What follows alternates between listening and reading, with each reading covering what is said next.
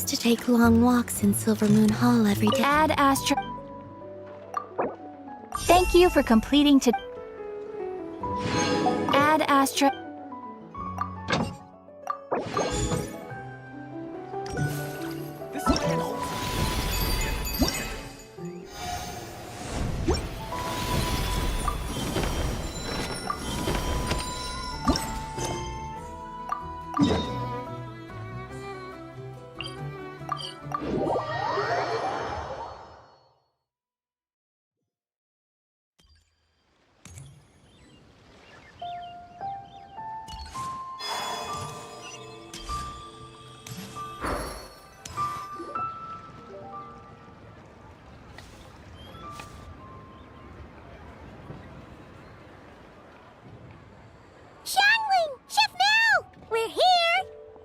Oh, hello there. What a surprise to see you two. Welcome, welcome.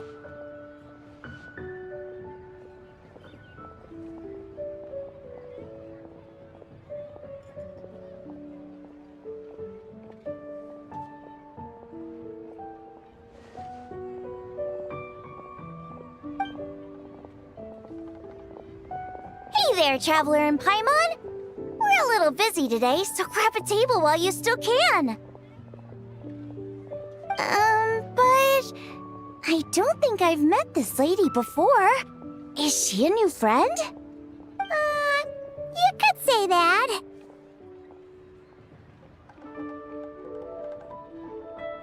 Oh, I see. Well, hey there. A friend of the Traveler's a friend of mine, too. Don't worry, we'll take good care of you. Just order whatever you want, it's on the house. By the way, I'm Xiangling. I cook here at Wan Min Restaurant. What's your name? Miss Xiangling, have you ever heard of the White Horse Adeptus? Of course. What about her? I am her, and she is me. Huh? You mean you're an Adeptus? Oh, you young'uns crack me up. Come on, Xiangling. You've got to keep up with the times. Haven't you heard of cosplay? It's like a role-playing game where you dress up as famous characters and pretend to be them. Seriously, it's all the rage, and it looks like this young lady is quite the expert. Your friends sure keep their fingers on the pulse, huh, Traveler? Wow, Dad. Didn't know you were so tuned in. But how come I haven't heard about it? You gotta listen to our customers. Didn't I tell you to spend less time chasing after wild vegetables and more time making friends? You're even more out of touch than I am. Hey, I like making friends too. Isn't that what I'm doing right now? Anyway, even if it is just a costume, is it alright if I still call you White Horse Adeptus? Of course it's all right, because that's exactly who I am. Okay. I can see you're really committed to the role. How about I call you the real White Horse Adeptus instead? In that case, you can call Paimon the real Traveler.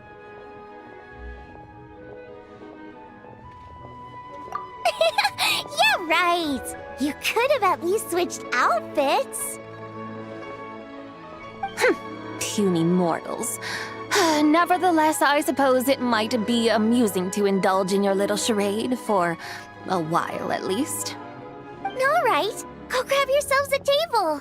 I'll come take your order in a bit.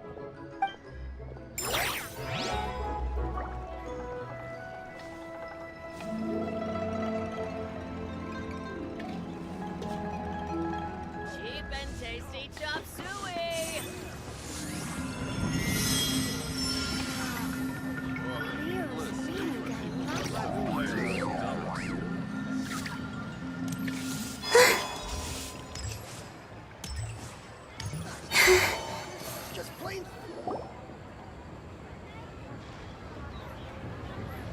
Hello. May I ask if Miss Xiangling and Chef Mao are here? Yeah, they're just over there. Wait a sec. Aren't you? So, what would you like to... Huh? You're...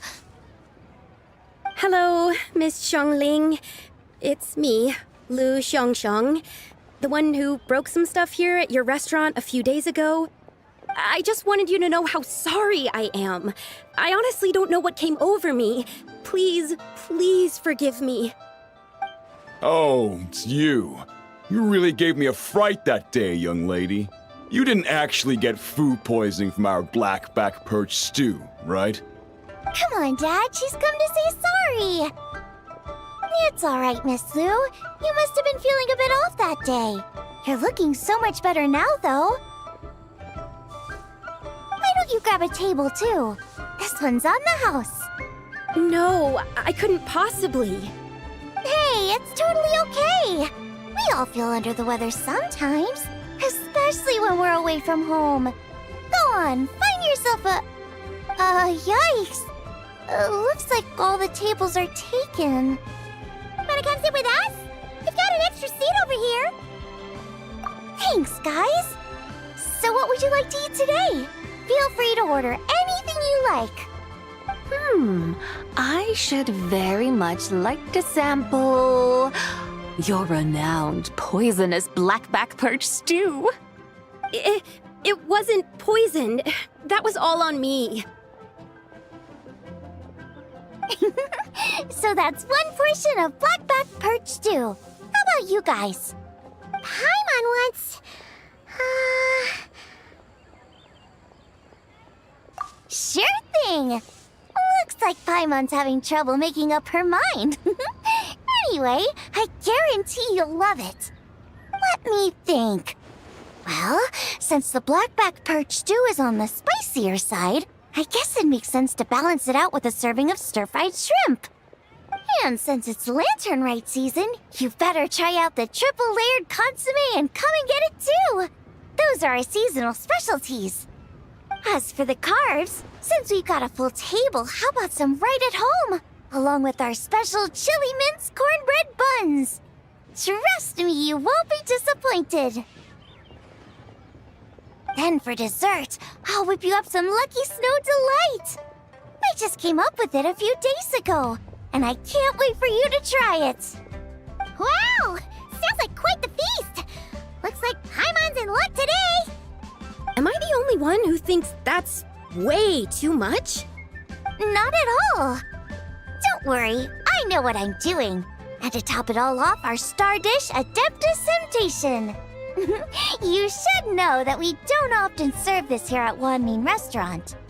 But since this is my first time cooking for the White Horse Adeptus, I'm pulling out all the stops.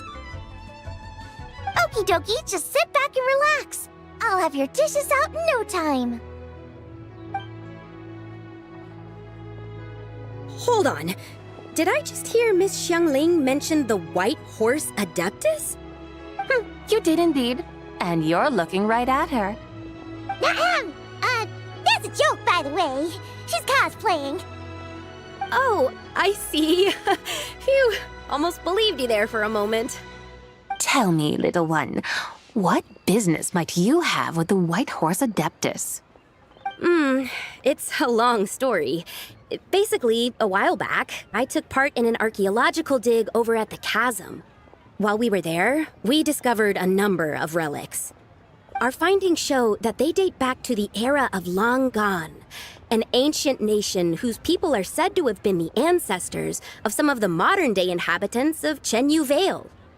And why might such matters concern the White Horse Adeptus? Because some of those relics not only seem to contain textual references to her, but even depictions of what she looked like. There have long been legends claiming that the White Horse Adeptus was a deity of that era, but there are plenty of other theories out there too. If I could just locate some more detailed records, I'm sure we'd be able to find out so much more. So you're into history? Well, to tell you the truth, I actually joined the archaeological team by sheer accident. But once I'd started down this path, I knew that I wanted to make something of myself. Recently, though, things seem to have taken a turn for the worse. Still can't believe I caused such a mess and even ended up hurting someone. Oh, so you're considering becoming a martial artist now instead? No, I mean, they weren't seriously hurt. It was just a few scratches, and they let it go after my mother compensated them. Either way, my career's pretty much over. And even though both the victim and the Ministry of Civil Affairs say they won't be pursuing the matter any further, my father says he's going to punish me according to our family rules. Family rules? Yeah, he's decided to ground me. I'll have to return to Chaoying Village after Lantern Rite, and goodness knows when I'll be allowed to leave again. Wow, that's harsh. Sounds like the kind of thing only rich, super traditional parents would do. We're not exactly rich, though. All we own are a few tea fields in Chaoying Village and a guest house in Liyue Harbor. A guest house? It isn't Baiju Guest House by any chance?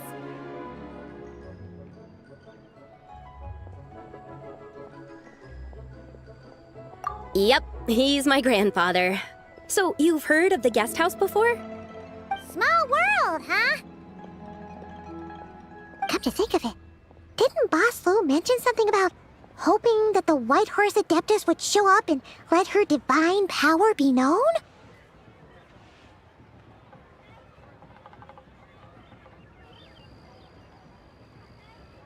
Sure, but Paimon's guessing this wasn't exactly what he had in mind.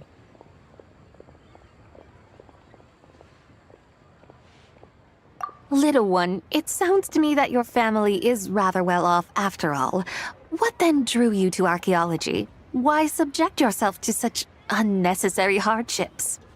Even if I stayed at home, there's no guarantee I'd lead a nice, easy life. Just look at my father. Recently, my grandfather put him in charge of the guest house, and he came up with a bunch of ideas right away, starting with changing its name. That didn't turn out well, though. My grandfather yelled at him for days, even calling him a bad son, and they still haven't let it go. Oh! Paimon thinks we might have heard about that too. Long story short, being dependent on others is never fun. You just end up being completely under their thumb. That's why I want to make it on my own out here, no matter how hard it is. After all, as the saying goes, to rise above others, one must endure the hardest of hardships. What's so funny about that? You poor, innocent little creatures never fail to amuse me. To think you would endure all manner of hardships in your brief time on this mortal plane, and all that merely to rise above others. I would have thought that the wiser path would be to simply roam this world as I do. Huh? Tell me, what is it that you truly delight in? Archaeology? Martial arts? Tea planting? Or perhaps the keeping of a guest house? What I delight in? Yes! Surely there must be something you don't find quite so exhausting. Whatever delights you should not feel like a burden. But do things like that really exist? Of course! Take Miss Xiangling, for instance. I defy you to detect even a hint of hardship on her face when she wields her walking spatula. So, since it seems you are resolved to tread the rocky path, you should strive with all your might to pursue that which brings you delight. You mean, like cosplay? I suppose you might say that. Looks like the White Horse Adeptus is really getting into her role. I think I get what you mean then. Maybe I should have a chat with Miss Xiangling before I head home. Okay, everyone. Sorry to keep you waiting. Here's your food. Wow. It all smells so good. Oh, finally! I get to try that famous poisonous stew. Hey, didn't you hear what Shang said? It wasn't the stew. If anyone's to blame, it's that other you. What's up? How fiercely this mortal fare burns upon the tongue!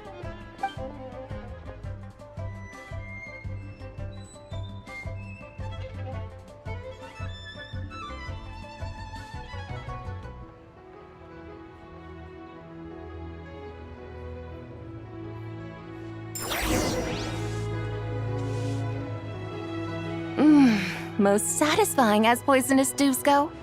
So, where to now? Time, I think, to seek out some diversion? Oh, there's plenty of entertainment options in Liyue. Paimon will tell you that. The locals like to drink tea, walk their pets, play chess, watch operas, attend storytelling performances. Storytelling performances? You know, like listening to people telling stories. They're usually based on old Liyue legends, just like their operas. Stuff like the Divine Damsel of Devastation, Through the Eyes of a Dragon, or the Sanctification of Tao Do.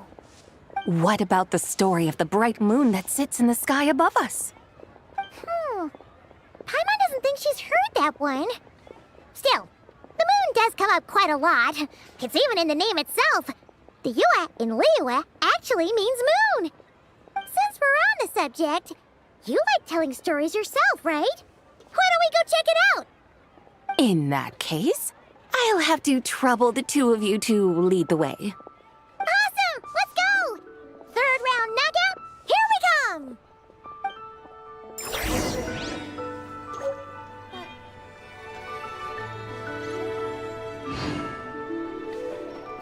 Cheap and tasty chop suey! Wow. Liyue's really got a lot going for it. I don't sing for anyone in particular. Still, if someone stops to listen, I hope it provides a moment of peace all the same.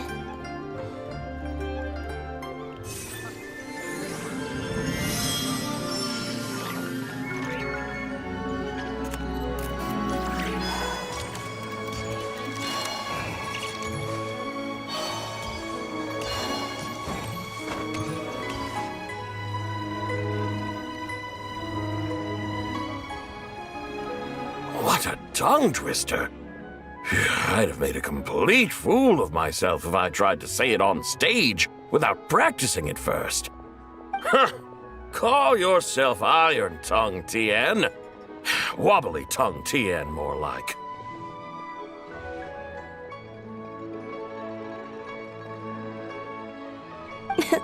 I used to have that problem a lot.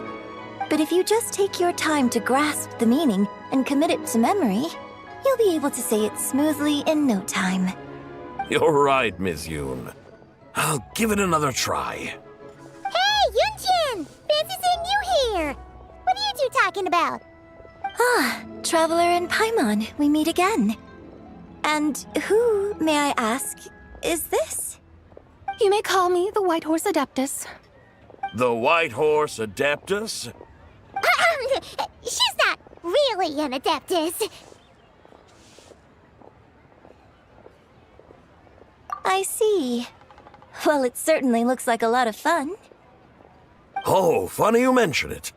This type of thing is actually something I'm quite familiar with. Once, to perform Through the Eyes of a Dragon, I decided to imagine that I was Rex Lapis himself. It was the only way to truly inhabit his mindset and understand his resolve to quell those demons. Sounds like you just wanted an excuse to feel all big and powerful. Hey, you just don't understand how inspiration works. You're one to talk. Paimon's traveled all over with the Traveler, and she's seen things that would make your jaw drop. All right, then. Since you claim to be so knowledgeable, why don't you prove it by reciting an ancient poem? An ancient poem? Which one? Ha! See? You mean to tell me you've never even heard of the ancient poem called An Ancient Poem? What kind of a title is that? Quit teasing, Paimon. We only just found out about that ourselves. He's talking about the writing on those ancient relics. When we first saw it, we couldn't figure out what it all meant. So in the meantime, we decided to just refer to it as an ancient poem. However, thanks to the painstaking work of the scholars who were tasked with decoding it, it seems like that's exactly what it was. Or rather, an ode offered in veneration of the moon and the White Horse Adeptus. Oh yeah! mentioned that before? It's got something to do with Longan, right? That is correct. The Ministry of Civil Affairs has issued a notice stating that, although it is true that the moon may disappear tonight, we should be in no danger. In other words, there's nothing to fear. But if you're worried, we can always take a leaf from the Book of the Ancients. By reciting this poem, I mean, and calling for the White Horse Adeptus's aid. If we do that, I'm certain she'll protect our moon and keep us safe. Oh, seriously? Paimon has to get a look at this.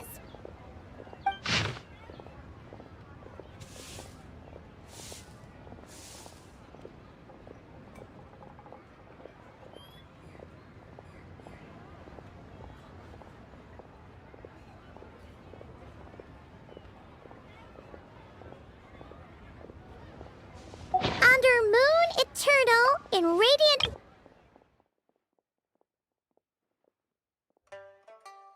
What's that supposed to mean? Under Moon Iridescent in Night Divine... Blah blah blah, something cloth so fine. Something about fields being plowed. Something else about seeds being sown from the earth.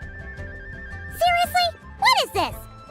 The fields are plowed, the seeds are sown, and from the earth, life is grown.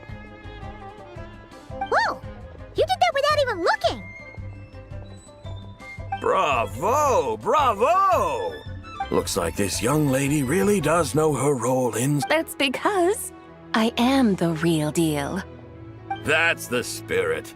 This is exactly the kind of mindset I was talking about. Behold, mortals, I am... Believe me, young lady, I know exactly what... I must say you are rather amusing as mortals go. Miss White Horse Adeptus, it is a great pleasure to make your acquaintance today. I have some questions regarding the poem, and I was wondering, perhaps, if you might be able to shed some light on it? You want me to explain the full meaning of its verses? Your guidance would be much appreciated. Fascinating. Tell me, do all the people of Liyue still express such reverence for the ancient ways? Well, it's true that we hold a deep fondness for our history, but it is hardly our only pursuit. One of my good friends, for instance, is even more devoted to the modern Fontanian art of rock and roll. Exactly! And don't forget, great practitioners of the role-playing arts walk among us too. People like me and you, young lady. Yes. So rather than placing too much emphasis on our reverence for the ancient ways, it might be better to say that here in Liyue, 100 passions bloom, each with a voice of its own. I see. Then, I suppose it wouldn't do any harm for me to enlighten you. In truth, it is but a simple poem of blessings. Its meaning is this. As the eternal moon rises in the night sky, a maiden adorned with lustrous jade descends upon the earth. She blesses the kudzu vines and mulberry leaves, so that they may be used to make coarse cloth that is nevertheless soft, light, and comfortable to wear. As the iridescent moon rises in the night sky, a maiden adorned with lustrous jade descends upon the earth. She blesses the kudzu vines and hemp, so that they may be used to make fine, luxurious cloth. As the frost moon rises in the night sky, a maiden adorned with lustrous jade descends upon the earth. She blesses the mugwort and artemisia, so that they may be perfect for divination. So she really did come down from the moon? She shows the people how to use the plow and spade to purge the land of weeds, till the soil, and heap up the earth to make it fertile. Then with the hoe, she teaches them to sow their grain, bestowing the promise of life upon every seed. She blesses the millet and the beans, ensuring that their stalks and vines stretch forth without end. She graces the wheat and the rice, so that their heavy heads are filled with plump, glistening grain. Sounds like she's a real pro at all this farming stuff. The fruits of the field are harvested and brewed into sacred wine for honored guests. This we reverently present to the divine maiden with every ceremonial step flawlessly observed, so that she may witness the depth of our piety and respect. Oh, divine maiden, how can your graceful presence in the sky not seem like that of a fairy descending from the heavens? Oh, divine maiden, how does your pure and radiant form not resemble the guardian spirit of our land? I send my heart's desire, ascending to the heavens, beseeching you to grant us good fortune and blessings in the coming year. Huh? So, that's what it's supposed to mean? I find myself speechless, moved beyond the power of words to convey. Oh, young lady, you have shown me the heights to which a true role player might aspire. A truly remarkable performance. I did not anticipate that anyone could unravel this poem with such depth and clarity, and so soon after the Ministry of Civil Affairs noticed, too. I'd even begun to consider myself somewhat versed in the matter, but as they say, there's always someone more knowledgeable out there. Allow me to extend my thanks to you, Miss Whitehorse Adeptus. You are far too humble, young one. I must confess, it is I who have been surprised, not only by you, but also by this Liyue harbor of the present day. Ah, so you're not from Liyue. And what, may I ask, has surprised you about it? Oh, it's nothing really. Just some old memories scattered here and there. Very well, my guides. I suppose it is time we set forth on the next part of our excursion. I'd like to go see that wharf now. What say the two of you? No problem! We'll take you wherever you want. Oh, leaving so soon? Before you go, allow me to introduce myself. I am Yunjin, director of the Yunhan Opera Troupe. May I ask your name in return? My own name is scarcely worth mentioning, but since you asked, perhaps I'll tell you the title of that poem instead. Huh? So, it isn't actually called an ancient poem? Of course not. Its real title is Odes of Long Zabai. Odes of Long Zabai. All right then, until we meet again.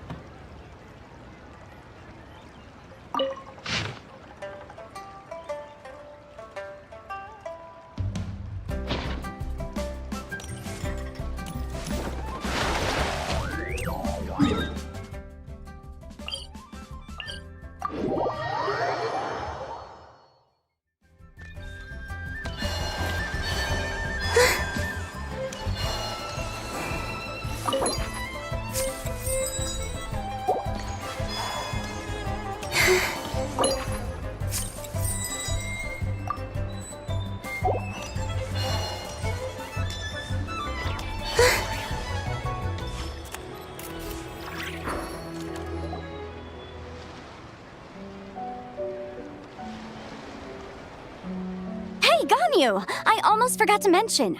On my recent trip to Notcry, I came across something really fascinating in the Frost Moon Scion's library.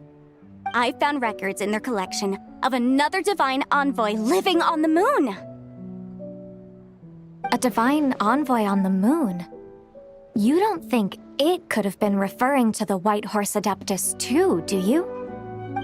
No way to say for sure. Still, the similarities between our legends are intriguing, to say the least. Isn't it amazing? Especially when you consider how far apart we are. It truly is. We might live in different lands, but when we look up at the night sky, we all see the same moon and stars. Right? It's like we're all bound together, no matter where we are. When you think of it like that, it's almost as if our friends from other nations will be right here celebrating with us. Isn't that a wonderful thought? No wonder you were so excited to go see the giant lantern when you first got back. Sounds like you're a real fan of the White Horse Adeptus, huh? I guess you could say that.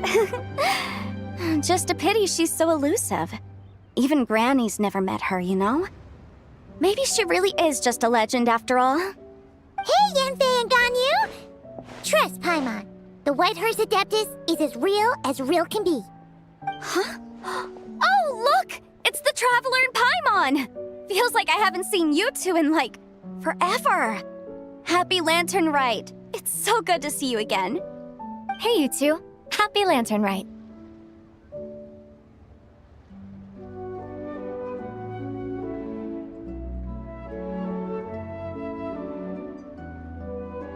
Did I hear you right just now, Paimon? Does that mean you've actually seen the White Horse Adeptus?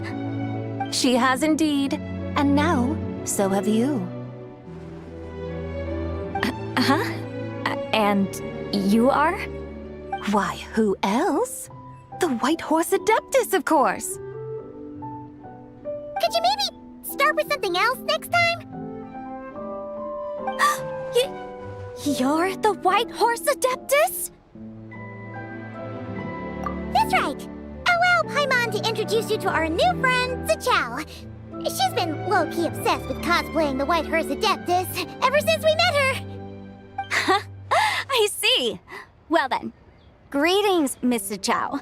My name is Yanfei, and recently I've been low-key obsessed with learning everything I can about the White Horse Adeptus.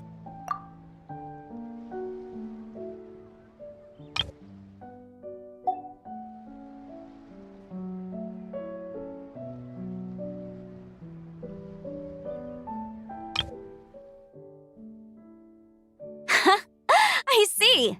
Well then, greetings, Miss Zichao. My name is Yanfei, and recently I've been low-key obsessed with learning everything I can about the White Horse Adeptus. I'm sure the two of you will get along like a house on fire. Oh, and by the way, I'm Ganyu.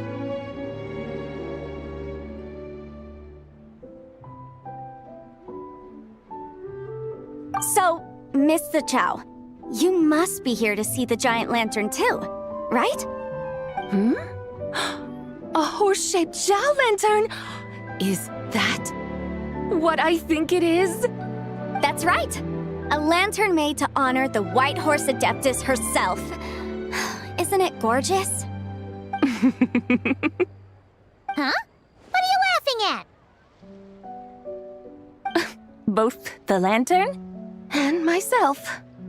What do you mean? Oh, this lantern truly is an artistic masterpiece. But tell me this, have any of you ever seen a horse before? Come to think of it, Paimon can't remember ever actually seeing one herself. What about you, Traveler?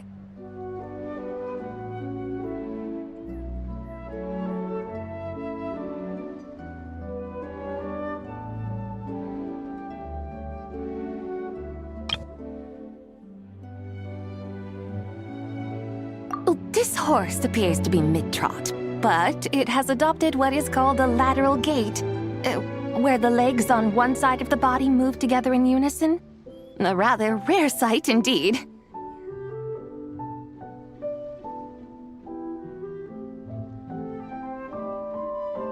Just now, I suddenly pictured myself, I mean, the White Horse Adeptus running the same way. The image was so absurd, I could barely contain my mirth.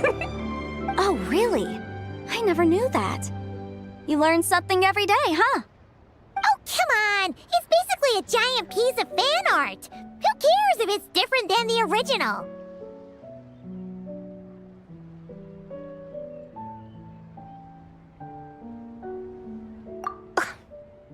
I was merely laughing at my own ignorance.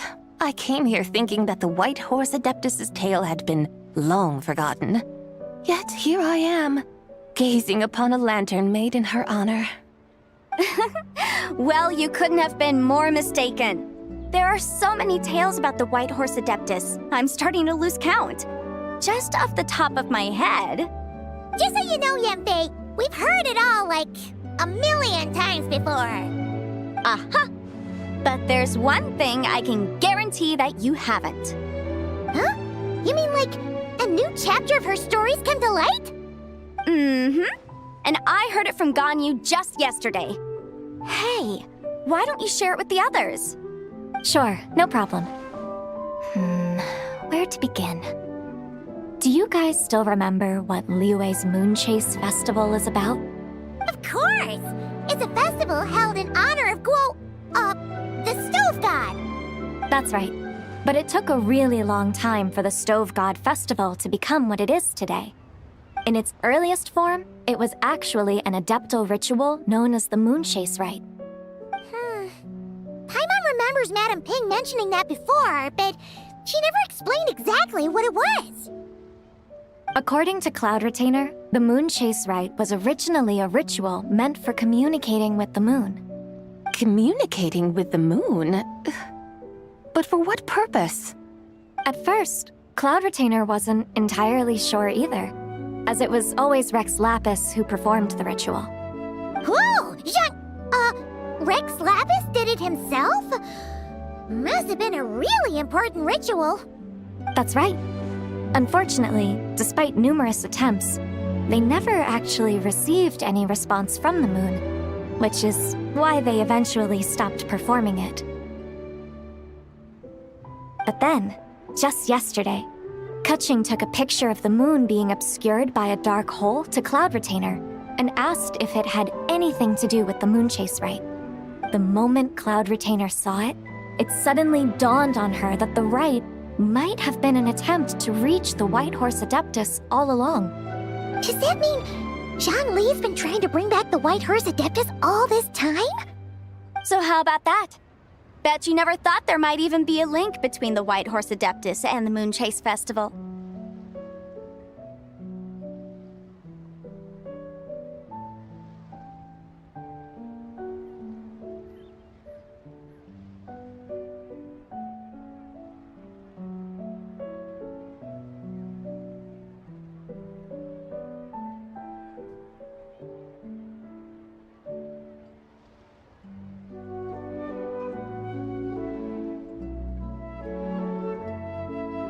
If Kutching hadn't taken that picture to Cloud Retainer, we would never have known any of this.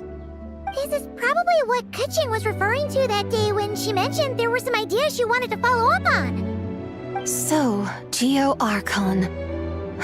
All this time, you've been striving to awaken her. Huh? What do you mean, awaken? Nothing. What I truly meant to say was, this new insight you've provided has been truly eye-opening.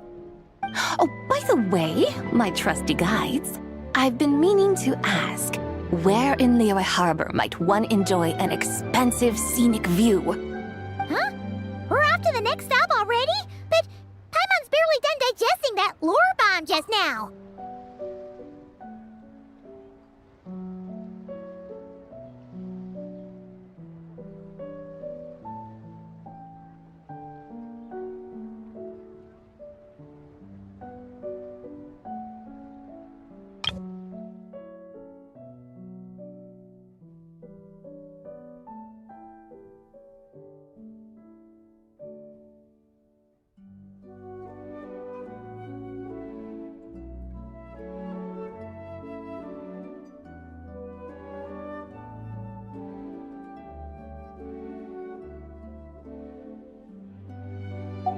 All the more reason to find the right spot to let it sink in. Oh, so that's what you're up to. A tour of Liyue Harbor? In that case, if you're looking for a spot with a panoramic view, I'd recommend Yujing Terrace. That's a great idea. Since the terrace is on higher ground, the sea view from up there's so much better. Great! Well, the lantern ride's about to start, so we should get back to Granny's now. Hope to see you all at the festival tonight. Oh, you're off too? All right then. See you both soon. See you soon!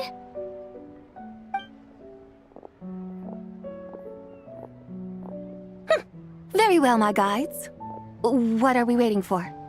Okay, you're the boss. Yujing Terrace it is. After all, the customer's always right.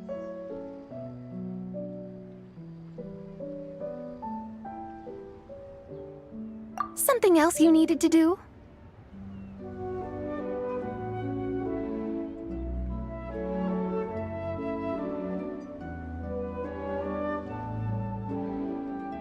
Oh, Paimon likes that idea!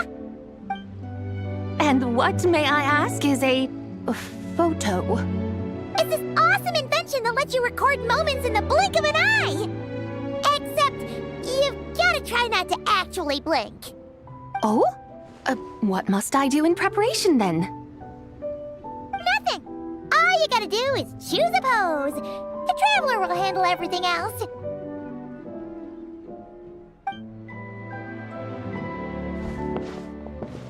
Come on, let's give it a try! Look! We got a great picture! Paimon's gonna call it The White Horse Adeptus Meets the White Horse Adeptus in Liyue Harbor.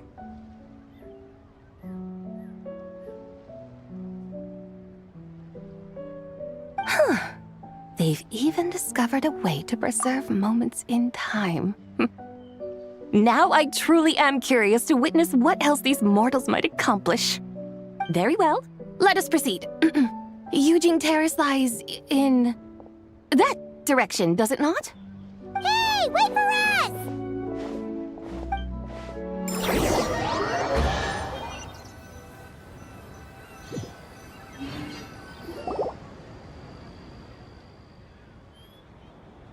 Truly a marvelous view if ever there was one.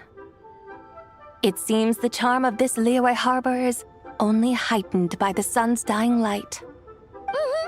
And soon, people will start releasing their shell lanterns to mark the most important day of the year. Practically everyone will be with their friends and family, eating a big meal, chatting, and even setting off fireworks. Trust Paimon, it'll look even more amazing then. What do you say? Want to stay to see that? No need. Let us bring this weary day to a close. Weary day? You mean you didn't enjoy your tour? I had imagined you would arrange for me to witness some grand spectacle. Perhaps the descent of divine beings, the manifestation of the sacred before mortal eyes, or the appearance of a selfless hero come to aid the helpless and downtrodden. Or, should that not come to pass, then at the very least spend a little more coin. For that, it seems, is how one finds true enjoyment. Alas, but there was none of these. Instead, we merely filled our bellies, listened to tales, and gazed upon a crude imitation of my likeness. And now the sun begins its descent. What a day of quiet tedium. Well, we're so sorry. If we'd known that was what you wanted, we'd have done it all differently. It's all that Zhang Li's fault for not making the customer's requirements clear. Well, it's too late now. Do you still believe I would part with that soul fragment, now so intertwined with my very being? But...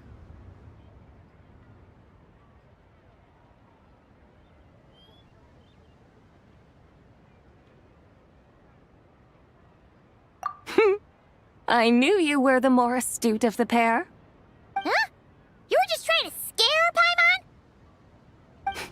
It seems the realm of the Geo-Archon has a way of making one more stony-faced. So, you were just pulling Paimon's leg? Of course. I was merely engaging in a little banter with the two of you. Long ago, I shared tales with various mortals who chanced upon my mountain abode. Never did I imagine that those stories would endure. It seems I greatly underestimated them. Perhaps, as your Geolord said, a few pieces of ancient Langan's magnificent jade have truly become part of the very foundation of this land. So, you've decided to help us? Again, that goes without saying. I made up my mind some time ago now.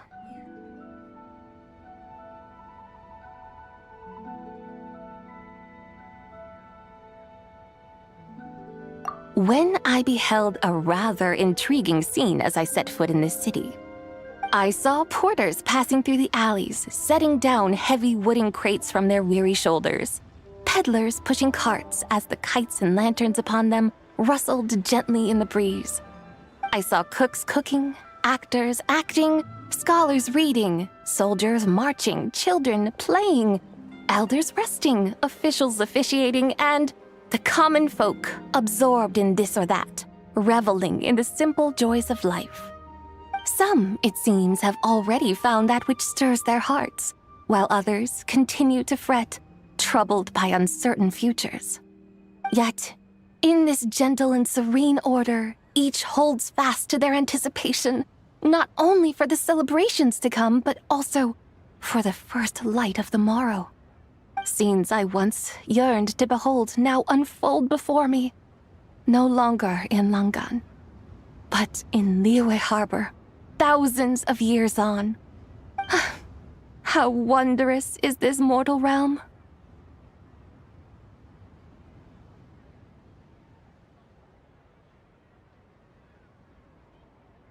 Thank you, Whitehorse Adeptus! Thank you so much!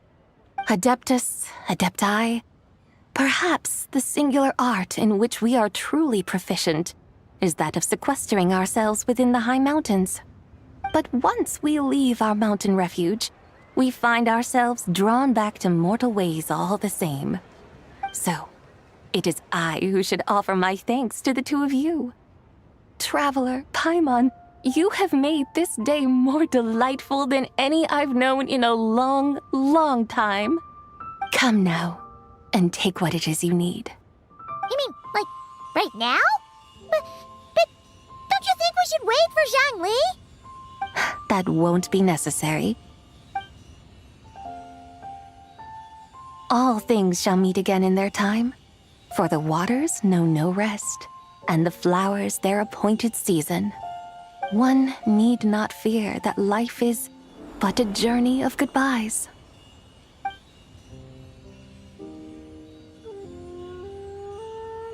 Is she gone?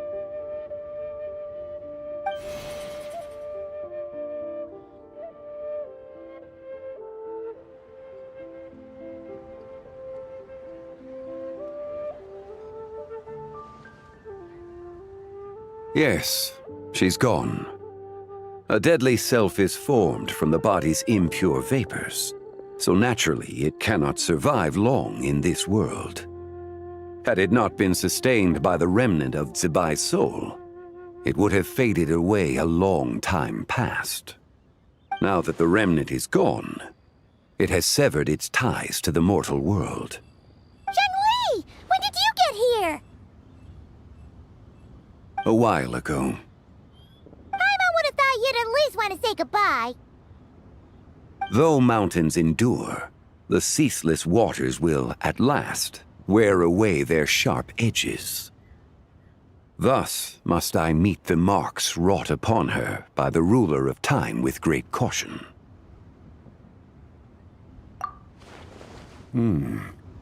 It may be goodbye for now, but someday we will meet again. Really? And when might that be? Who can say for sure? Years and years from now, perhaps. Or maybe tonight, at the lantern rite. Are you saying that if the Whitehorse Adeptus were to be resurrected, she'd still have the memories of the three deadly selves? That she'd still remember us? We will find out soon enough.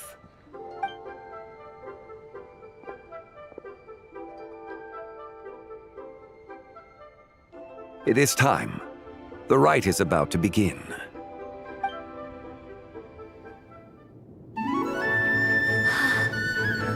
The rite is about to begin. Is the moon really gonna disappear? Got your lanterns ready, everyone? All set. Might be about time to put eyes to the sky. Wouldn't you say, Tianchuan? Look!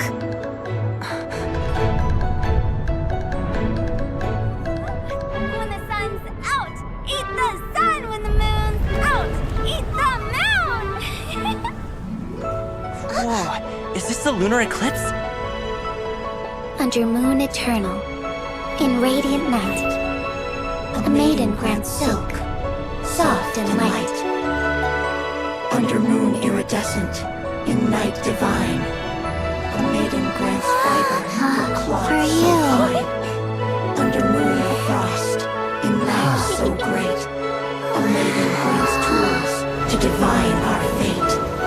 The fields are plowed, the seeds are sown, and from the earth, life is grown. The seedlings stretch, the crops do rise, and all unfolds before our eyes. Fruits are gathered, sweet wine is poured. These gifts we offer to our Lord. Pure as heaven, so fair and bright, she shines as light in this dark night. And with her does this, wish take flight.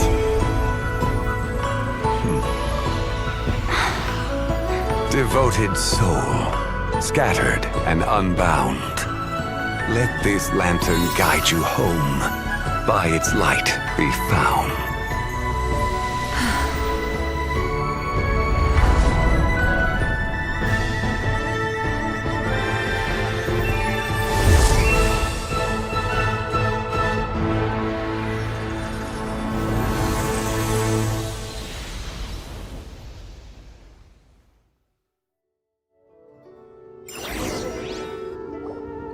Did we do it?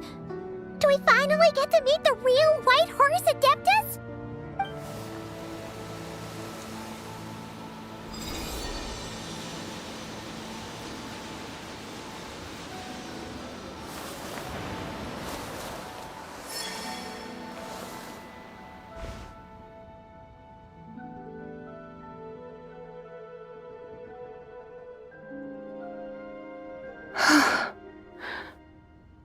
This place. Where am I? A familiar land, now known by the name of Liyue. Liyue? The peaks adorn the clouded moon. Then, who might you be? Oh no! She seems to have lost all her memories after all. And those countless lights in the sky. What are they? These lights, each like a dwelling in glad accord, usher in this day of joyous rebirth. And whose rebirth might that be? That of my old friend, Zibai. Zibai? Yeah, that's you! Don't you remember anything at all? That's... me? Oh, yes. The envoy of the Lunar Palace. My name is Zibai, indeed. Then you must be... the Lord of Geo, Heaven's Star. Many years have passed since we last saw one another. Zibai, my friend, welcome home. Home? But why does this place, this Liyue, feel at once so strange and yet so familiar? Who you are? Who are you? Ah, yes, I remember now. You are that treasure-hunting damsel, the one stricken by the poisonous fish stew. How goes your quest for treasure? You must have achieved both fame and fortune by now, I trust. Hey, you've got it all wrong! You're talking about Lu Xiangxiang. And how many times do we have to tell you? She wasn't poisoned! Sheesh! But I could have sworn... Oh, that's right. You're that impudent blonde youngster who kept meddling in my affairs. And to think you even had the audacity to presume yourselves worthy of being... What was it again? Ah, yes, of being my guides. How very wonderful to see you again, my most faithful and beloved guides. I trust all has been well in my absence? Well, she finally got it right. But that sudden mood swing felt even weirder. It's like her head's packed full of slimes. It is possible that her cells have not yet settled. After all, they've only just been brought back together. It may be some time before she fully recovers. Huh? You mean, kinda like she's still half asleep? That I cannot say for certain. Perhaps a few days. Perhaps a few years. A few years? Mortal years are but a poor measure when divine beings tread the realm of dreams. Well, if you say so. Anyway, at least she's whole again, right? That already seems like a pretty good outcome to Paimon. Yes, there is little cause for worry. We need only wait and let time take its course. Say, what are those little creatures over there up to? Celebrating Lantern Rite, of course. And those lights up in the sky? Those are all Xiao lanterns. This year, each and every one of them carries a little wish inside. Lantern Rite. Then, may I join in too? Of course! Why else do you think we've been running around like headless chickens these past few days? Tell you what, Traveler, why don't we take the White Horse Adeptus out to celebrate? Who knows? Maybe seeing some familiar faces might help her find her feet? Hey, Zhangli! You've got some time on your hands now, right? Why don't you come along with us? By no means a bad idea, Paimon. Oh, it's a bye. Before Paimon forgets. When we meet the others later, remember to wish them a happy Lantern Rite. Happy, Lantern Rite? Happy Lantern Rite! Yes, Happy Lantern Rite indeed. Well then, let's go!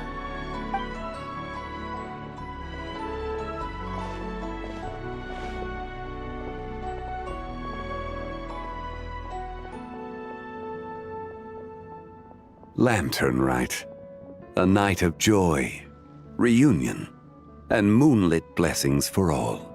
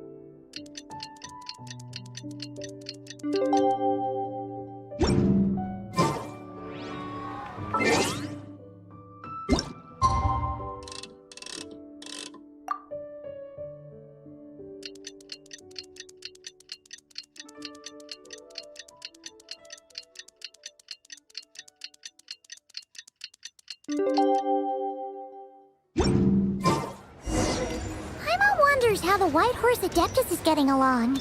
Maybe we should check in on her? We can ask Zhangli where she is.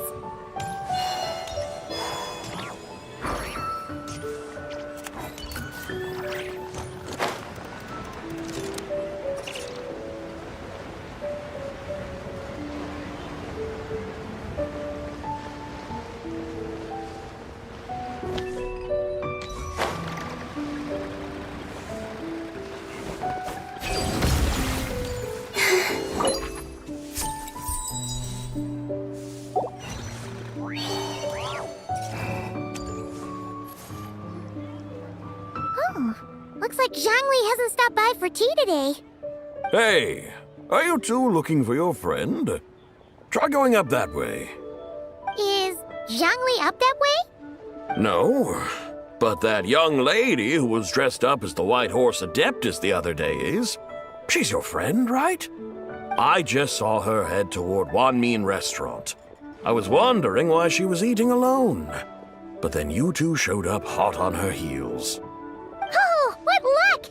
We were just on our way to find her. But what's she doing at Wanmin Restaurant? I have no idea. I said hello, but she completely ignored me.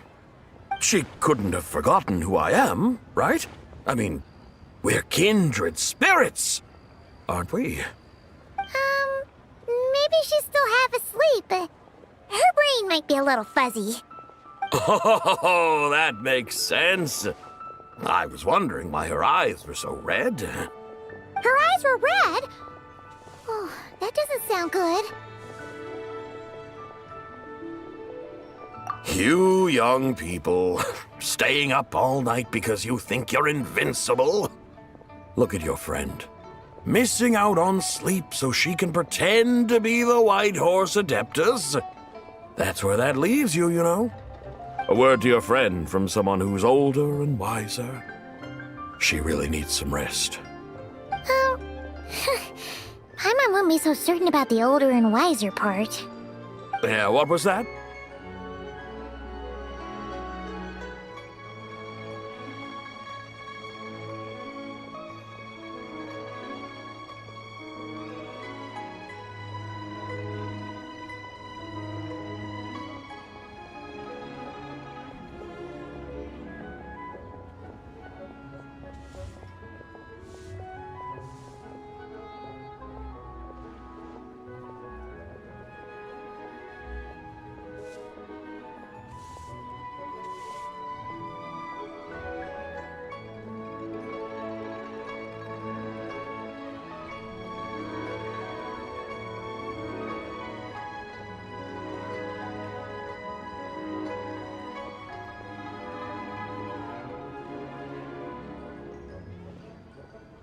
Hurry along, then.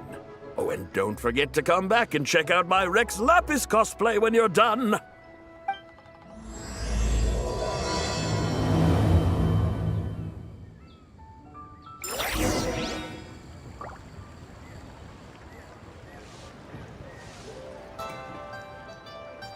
Oh there. Come and see these rare and precious curios.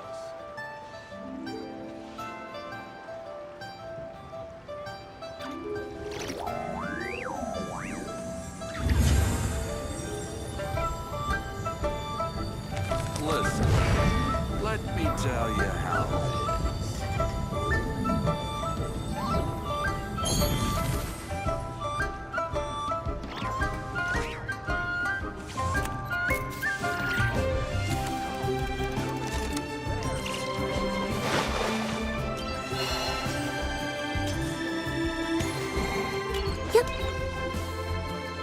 Where's the proprietor? Come out and see me at once! Xiangling and Chef Mao aren't here right now. What can I help you with? And who might you be? My name is Shenhe. I work here at Wanmin Restaurant. Shenhe. Shenhe. Are you that crane adeptus who loves planting mint? It's been a few days. Have you improved your gardening skills? Did you manage to cover the slopes with mint? Mint? I don't know anything about mint. But I am familiar with Qingshen and glaze lilies. Ha! already casting mint from your mind. How can a practitioner of self-cultivation be so fickle, chasing after every new plant that catches their eye? I'm not sure I get what you mean. Are you delirious from hunger? Would you like something to eat? Shenhe! Whitehorse, Zabai! So this is where everyone is! Traveler, Paimon. It's been a long time. Happy Lantern Rite.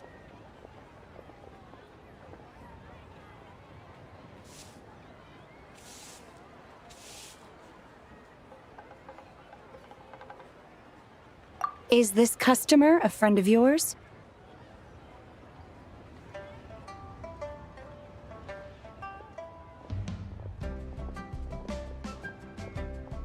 Don't mind her, Shenhe. She's just a little cranky because, she didn't sleep well last night and she's only just woken up.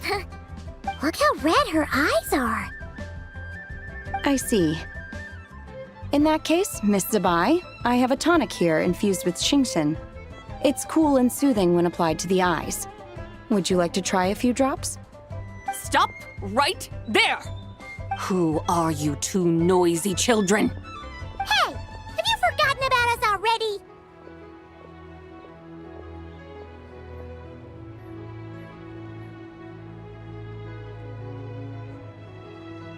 Guides. Yes, I seem to recall something about some guides. Ah, yes, now I remember. What luck! I was just looking for someone to show me the way to Elong Wharf. Huh. Is she starting to come around? Someone requested my help in purchasing some tea leaves. I was informed they have discounted prices during the festival and that I shall get a good deal there. Tea leaves? This sounds like Zhongli's doing. He sure knows how to get people running errands for him. Your friend Rex Zhongli initially requested the most expensive tea, but then a young lady in a hexagram hat mentioned he'd burned through the Wangsheng funeral parlor's yearly expenses at an exhibition a few days ago. As such, he is only permitted to buy items that are discounted this month. Oh, that's his boss, Hu Tao. It's about time she realized the problem and put a stop to his spending sprees. Oh, I see. So that's why you're here. Unfortunately, Wanmin Restaurant doesn't sell tea leaves. If you're truly in need, I could gather some wild tea from the mountain slopes. You don't sell tea leaves? But I remember your boss, Miss Lu, saying that she owns tea fields. You really should get some rest. The person you're talking about isn't the boss of Wanmin Restaurant. She's just like you. She came here to eat. Is that so? Life really is full of surprises. What surprises? Your brain really is as gooey as a pack of slimes. Paimon can't believe Zhongli entrusted you with going all the way to Yilong Wharf and buying tea.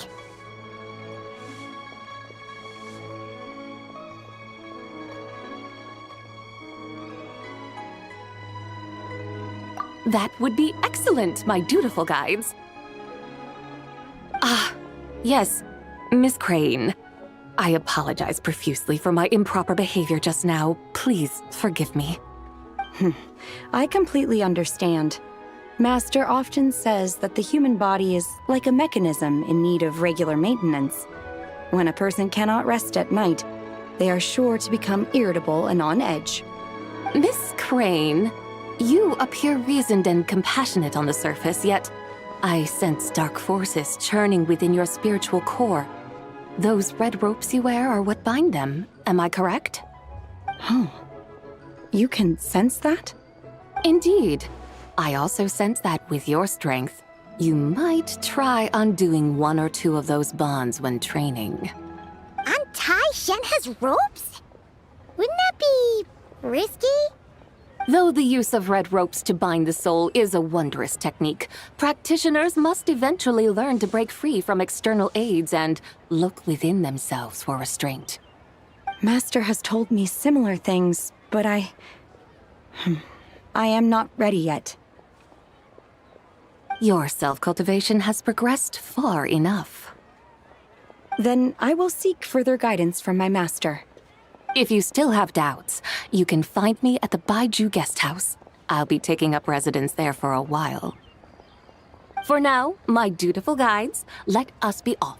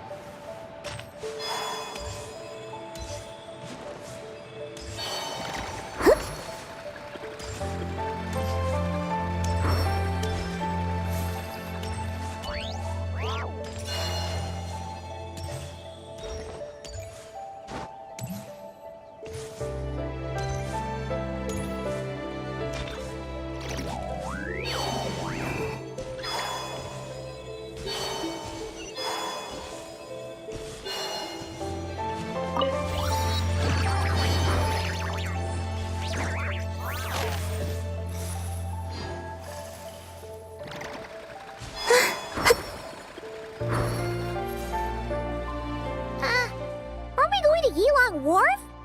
How do we end up on this mountain? Is that small town over there not Elong Wharf? I sense a familiar scent wafting through the air. You're right! Except for the smell part. Paimon doesn't smell anything.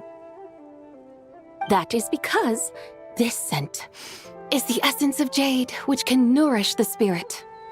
Oh, yeah! Shenyu Vale does have a lot of jade, but Paimon didn't think jade smelled like, anything. Naturally. This has reminded me of something. And what's that? A few simple tricks for mastering one's power.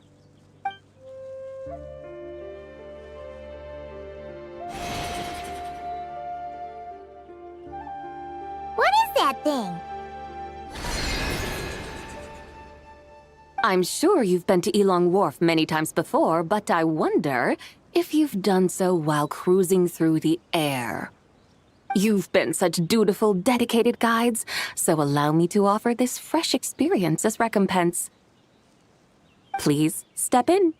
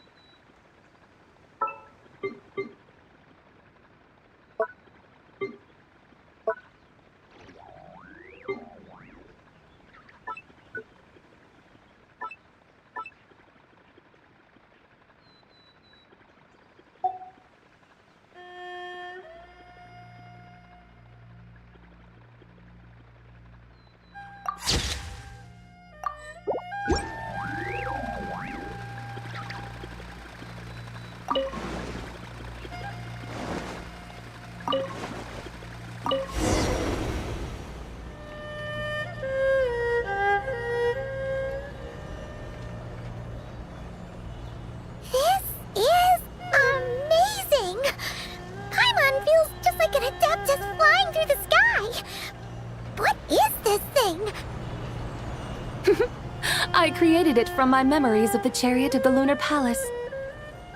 Many years have passed since I last laid eyes upon it, so there may be some discrepancies. Nonetheless, it is functionally much the same. A lunar chariot? Wow! Paimon never imagined she'd get to ride in one! So, Sabai, does that mean you used to work on the moon? Work. That's an interesting way to phrase it, though I suppose you are correct. I was once an angel, a member of a race tasked with guiding humanity. Then, graced by serendipity, I became a moon envoy. Huh? What's a moon envoy? Some kind of super important angel? As you would understand it, a moon envoy is a job title. Any angel, or non-angel, can become a moon envoy. Does that mean you're not the only one? Of course not. Though my memories are still hazy, I vaguely remember some of my colleagues. There was one who liked to take on the form of an ibis. An ibis? Could it be... Can all moon envoys turn into animals? Does it mean Lauma could take that job? She can turn into a deer, and moon chanters are some sort of lunar envoy anyway, right? Moon chanter? I have no idea what those are. Oh, okay then.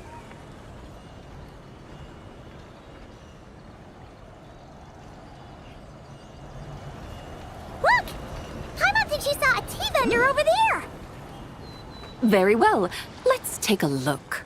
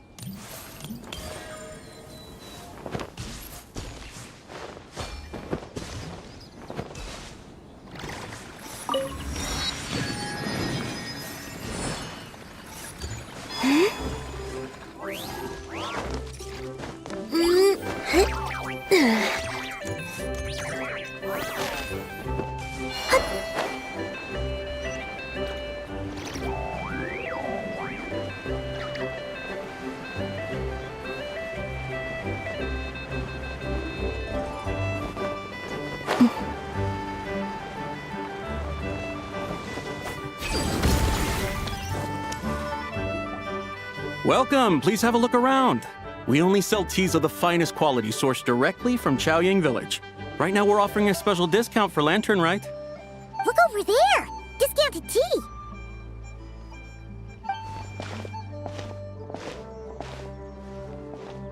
Dear customers, are you looking to purchase some tea leaves? I can see from your bearing that you are no ordinary customers. My humble shop has some exquisite teas that should satisfy your more refined tastes. We're not here for quality. We're looking for a discount. A discount?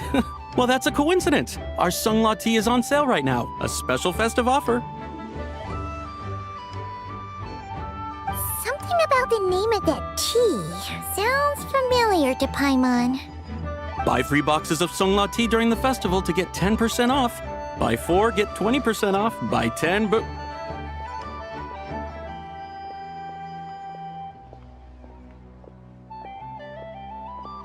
That's right! 10 boxes at half price. Have you been to our shop before by any chance?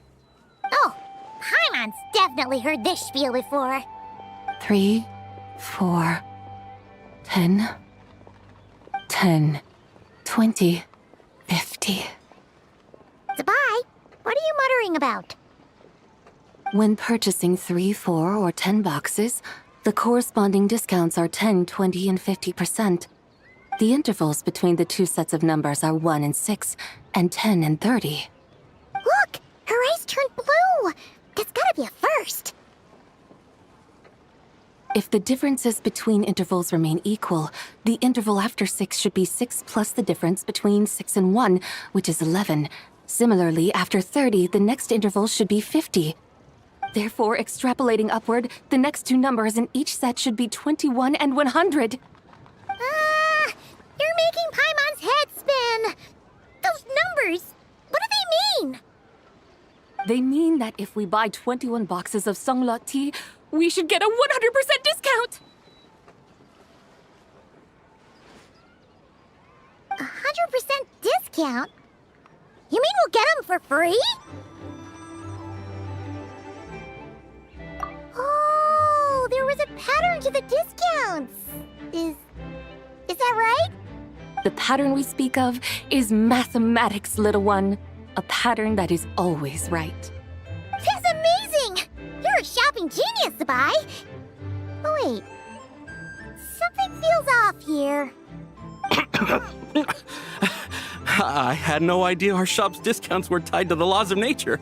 I've learned so much from you, dear customer. No need to thank me. Now, please give us our 21 boxes of free tea.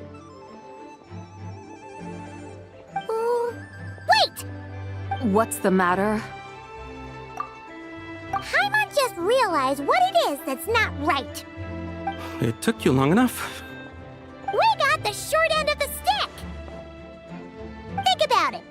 If we don't have to pay when buying 21 boxes, then if we buy even more, the vendor should be paying us money instead, right? Huh? Hey, Zibai, work this one out. If we buy 100 boxes, we'd make loads of money, wouldn't we? It stands to reason. Wait a moment, dear customers. Don't you think you're haggling a little too hard? You are the one dictating the discounts. We're simply extrapolating the numerical patterns within. As such, we are hardly haggling. You have a point. However, that's right. I'm so sorry. I just remembered. My supplier didn't come today, so we don't have any tea after all. Such a shame. Terribly sorry about this. Awful, awful luck. Where can we find your supplier? Well... Not to fret. We'll save you the effort and go straight to the source ourselves. Well, you see, dear client, the supplier's discount isn't as generous as ours. You won't be able to get the same price from them. Huh? Does that mean they won't pay us for taking their tea? They might not even offer you a 100% discount. How very unfortunate. Nevertheless, as the original supplier, they must offer some sort of discount. Besides, we're not looking to make money. We just want a good deal. Well, that's great. My suppliers are all tea farmers from Chaoying Village. You can go ask around the village, but please don't say I sent you. Do not worry, we appreciate your generosity. Referring customers to your business partners, even choosing to remain anonymous, the demeanor of a true gentleman indeed. Your business will surely prosper. I hope you're right. Then let us head to Chaoying Village. Do you know the way, my guides? Of course! Just follow us!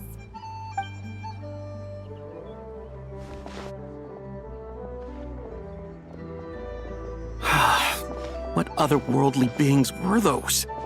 Thank the heavens I managed to send them on their way. I should hurry home and pray to the White Horse Adeptus. May she bless me such that I never encounter such customers again.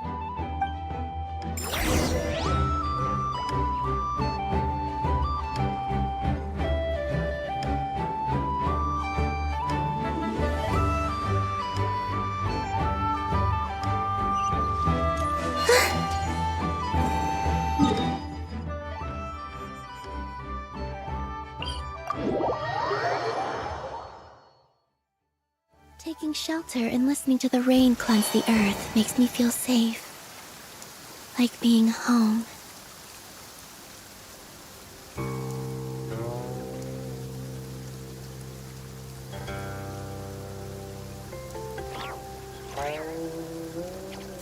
I used used to take long walks in Silver Moon Hall every day.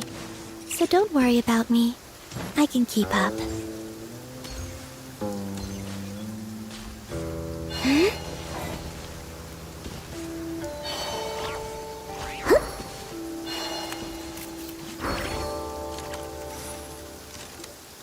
Here we are!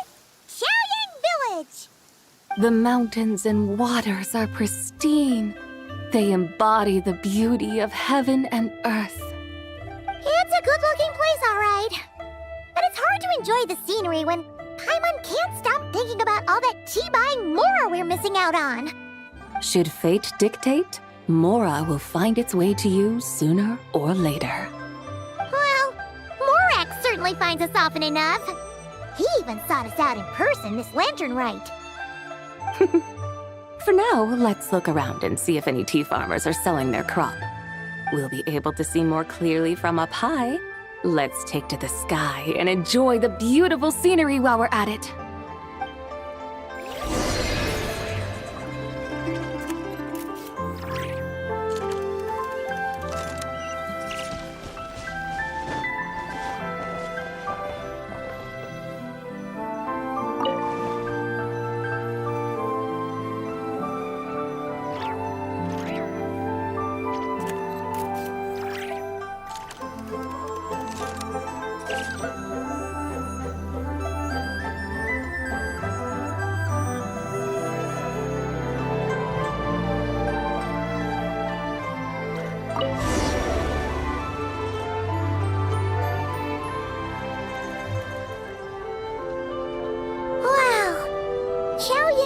Looks beautiful from up here. Indeed, the houses here are quite different from those in Liyue Harbor. They follow the natural contours of the mountains, forming unique, elegant structures. Yeah, it's super beautiful. The white walls and dark tiles frame the emerald waves of the terraced fields, while the curved eaves and tall gateways juxtapose each other with grace. It's almost too beautiful to be true. The crowing of roosters and barking of dogs, the calls of farmers working the fields, a vibrant pastoral chorus overflowing with earthly vitality. Yeah, it's incredibly beautiful, huh? Have you studied the linguistic arts by some chance? Huh? Your vocabulary for beauty seems rather constrained. Paimon knows how to say pretty as well. I see. Now then, let's take a look around and see if we can find any farmers selling tea.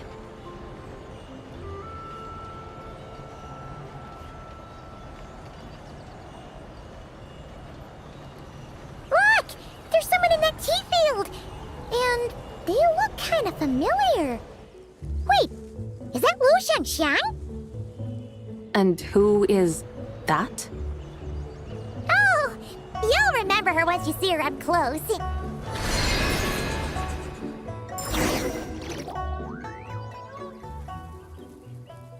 there, Lu Xiangxiang! It really is you! Huh? Paimon, Traveler, and the White Horse Adeptus. Fancy seeing you here. The White Horse Adeptus has a name now. You can call her Zabai. And you are... Wait. I remember now, you're... Don't say anything about food poisoning or fish. You're the young lady who wanted to rise above the rest, are you not? Yes, that's me, but I'm in a bit of a state right now. At best, I can say I've fallen below them. Fallen below them? What happened? Like I said the last time we met, I'm being punished according to family rules. My father, mother, grandfather, grandmother, other grandfather, other grandmother. Oh, that's a lot of family members. Yeah, and on the night of Lantern Rite, they held a family meeting to discuss my situation. So, they do care about you. There's no doubt they care. But they think that since I caused all that trouble in Liyue Harbor, It shows I can't be trusted on my own. They decided to ground me. Ground you? Yeah, though they're not confining me to my room. Instead, I have to personally nurture a tea seedling until it grows big enough to be sold at market. Aw, a tiny little tea baby. Do they want you to experience what it's like to be a parent? It's supposed to cultivate my character and temperament. They say this will help me calm down and reflect on my issues. What happened in Liyue Harbor really wasn't your fault. Oh well, at least this punishment doesn't sound too harsh. So, how long will it take for the little tea baby to grow? Actually, I don't know. I've never grown a tea tree before. It usually takes 2 or 3 years. 2 or 3 years? Yes, the tea in this garden requires 2 or 3 years to mature. That long? Sabai, you're not making this up, are you? How do you know so much about growing tea? When the plants thrive and grow, that is the meaning of my name. I can tell at a glance when their season of ripening will come. Do I really have to waste 2 or 3 years here? Why is this happening to me? I'd only just found my direction in life.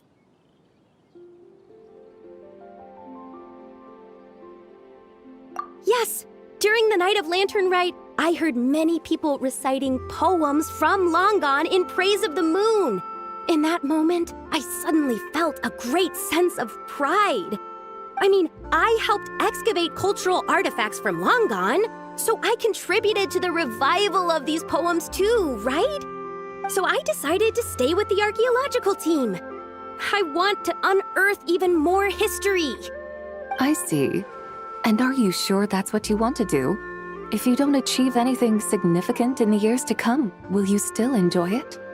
Yes, because archaeology gives me that boom shakalaka feeling. Wait, did Xiangling teach you that? That's right. I was asking her for advice. She said that if something gives you that boom shakalaka feeling, then it has to be worth pursuing.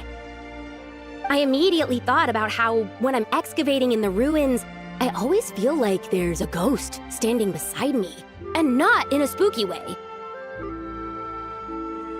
It feels like my great-great-great-great-great-grandmother patting me on the shoulder and saying, "Keep going. You're about to rediscover some grand ancestral knowledge." Right? It feels like I've made some kind of connection with my ancestors. Isn't that amazing? Since you've made up your mind, you should give it your all. And I'd love to, but I'm still grounded. Run away, summon up a little boom shakalaka, and leave the tea garden behind. Flee this village. That might be going a bit far. You don't want to lead others? Yeah! Tell them about your great-great-great-great-great-grandmother. She must be the most super-duper ancestor to have ever risen above the rest, right? I'd be better off telling them about the White Horse Adeptus. After all, she's the supreme riser above the rest who saved my great-great-great-great-great-grandmother. Then it's settled. Tell your family that your decision has my blessing. Thank you, Tsubai, but I don't think cosplay is going to work on them. They won't listen. They don't need to listen. You need only follow the rules they've set out for you. What do you mean? As I'm sure you know, some ancient texts refer to the White Horse Adeptus as the Daughter of Time. My family history contains such records. But what of it? If the White Horse Adeptus were to manipulate time to make your tea seedling grow overnight, then you'd be free, correct? Is that how it works? If the White Horse Adeptus were to really get involved, my grandfather would let me leave right away. But who really believes that she'd show up and help? It's not as if you have any other options. Why not try calling out for help? It won't cost you any more. Guess I might as well. I've got no better ideas anyway. White Horse Adeptus, if you can hear me, Please save me from my predicament!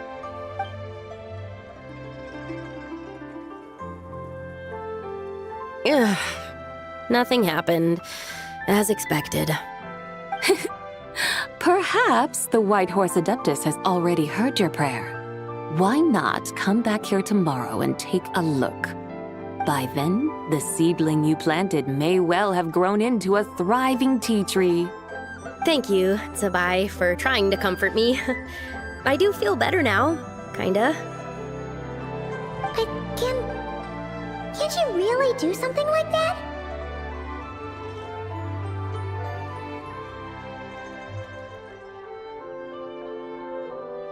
Oh, it's getting late. Why don't you all stay at my house tonight?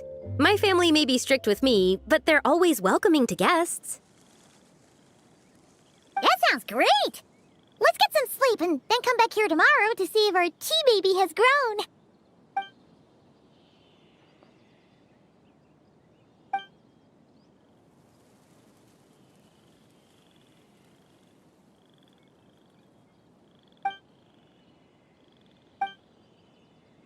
Oh, the tea tree!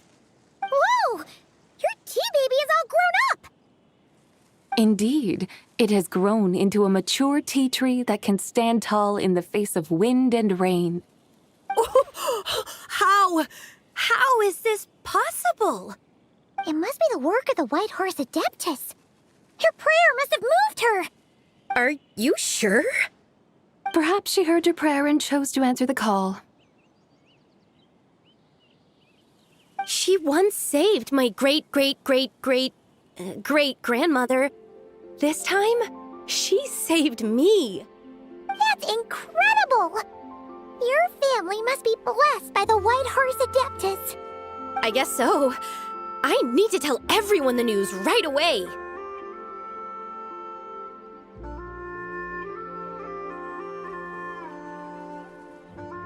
They'd better. Since this is the will of the White Horse Adeptus, I don't see how they could object. Go! And if you run into any more trouble, call out to the White Horse Adeptus just like yesterday. Thank you so much! Paimon really thought you were going to use adeptal energy to make the tea baby grow, Zabai. When an Adeptus exerts effort, consuming their energy, is that not using adeptal energy?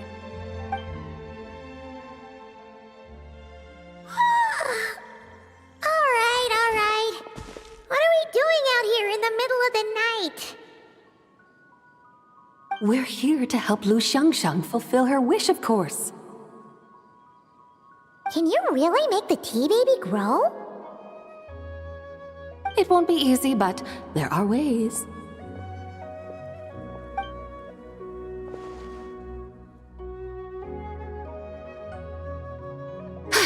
There! It's grown. Hey! You just transplanted a tea tree from over there! So, there's a mature tea tree here now, yes? Oh, yeah, but...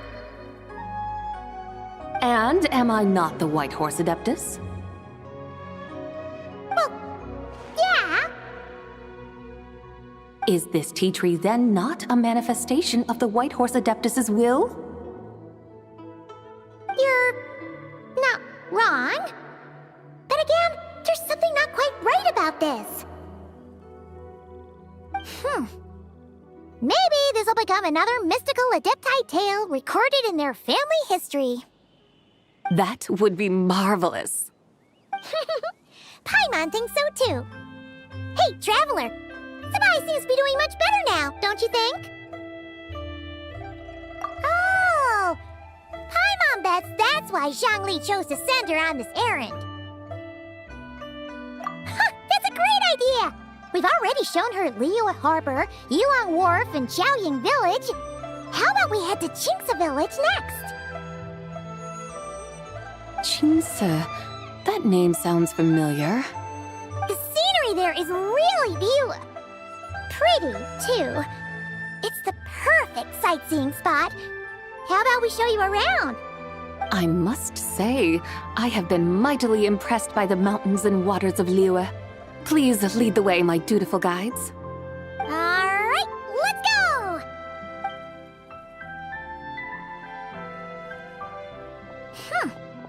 Paimon can't help feeling like we've forgotten something.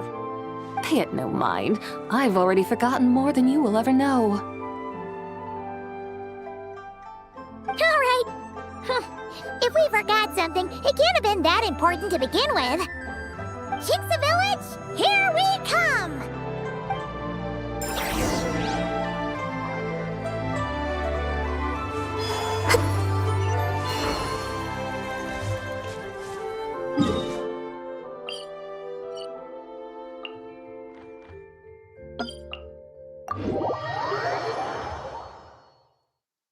Taking shelter and listening to the rain cleanse the earth makes me feel safe.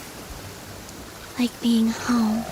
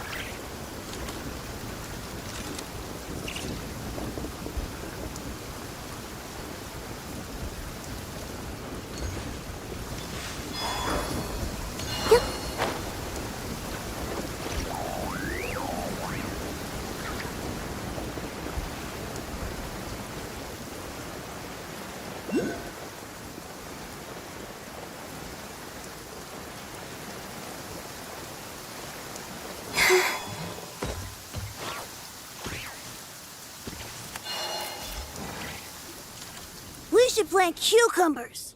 We should plant canolas. We should plant cucumbers. They're easy to sow. We should plant canolas. The flowers are pretty. What are you arguing about, little ones? We're deciding what to plant in our field once Lantern Rite is over. Yeah. Dad gave us a small plot of land to grow our own crops. He said we can keep all the more we get from selling them. We should plant cucumbers, right? Dad plants cucumbers every year. We should plant canolas. We can press the seeds for oil. It smells good and sells for a good price. Ah, an agricultural debate. This should be easy to sort out. Granny, are you a farmer? Could you tell us what to do? Granny? What did you just call me, you rapscallion? Oh no, her eyes are gonna turn red again. It's just, my granny smells really nice, and you smell nice too, so... Sorry. How about we call you Auntie instead? Auntie? Oh, all right. Big sis Sabai, can you help us decide whether we should grow cucumbers or canolas in our field? You little rascals! Using priceless land like this just for cucumbers and canolas? What a waste of heaven's gifts! Huh? What should we plant instead? With the coming of spring, when all things awaken, the field should be sown with the 5 grains. What are those? The 5 grains are life's staples, the heart of the people's table. I notice the people here mostly eat rice, so that is where you should begin. Based on the local climate and soil, seedlings planted in mid to late spring should produce mature grain within 2 or 3 months. When autumn comes, you can plant a second crop, with time still to harvest it before the first frost. The rice you harvest can be sold at market or kept in your stores. It's a far better choice than cucumbers or canolas. Oh, but Big Sister Zubai, I like canolas. That's no issue. It is unsuitable for continuous cropping in any case. You can rotate it with rice to maximize your yields. After the second rice harvest, around wintertime will be the perfect opportunity to sow their seeds. And when they mature in mid to late spring, you shall be just in time to sow the first rice crop of the year in turn. This way, your field will sustain balance, rice and canola in a harmonious cycle. Wow, that means we'll have crops to harvest all year round. Wait a minute! If rice and canola take up the whole year, what about my cucumbers? A firefly dares rival the brilliance of the moon? In what twisted universe should cucumbers vie for land with rice? Big Sis Zubai, you're going to hurt Lil Bee's feelings. Auntie hates cucumbers. Stop crying this instant! I meant that cucumbers are simple enough to grow. There's no need to devote a whole field to them. Just find an empty corner of your yard, scatter some cucumber seeds in the earth, and before you know it, you'll have a thriving patch of vines. Cucumbers delight in sunlight and moisture, but they suffer in cold weather. If you wish to plant them this early in the year, you should make sure they're protected from frost. Wow. Is it really that simple? Let's hurry home and get started right away! Are you really in that much of a rush? Well, thanks, Big Sis Zubai, who's fierce but really good at farming. We gotta go! Thanks, Big Sis Zubai! See you around! Paimon never imagined you'd know so much about farming. What's so strange about that? The people of Long Gone called me the god of soil and grain. Are the fields not made of soil? Is rice not one of the 5 grains? Huh, that's true. So, if the god of soil and grain is a farming god, that means the White Horse Adeptus must be a farming adeptus, right?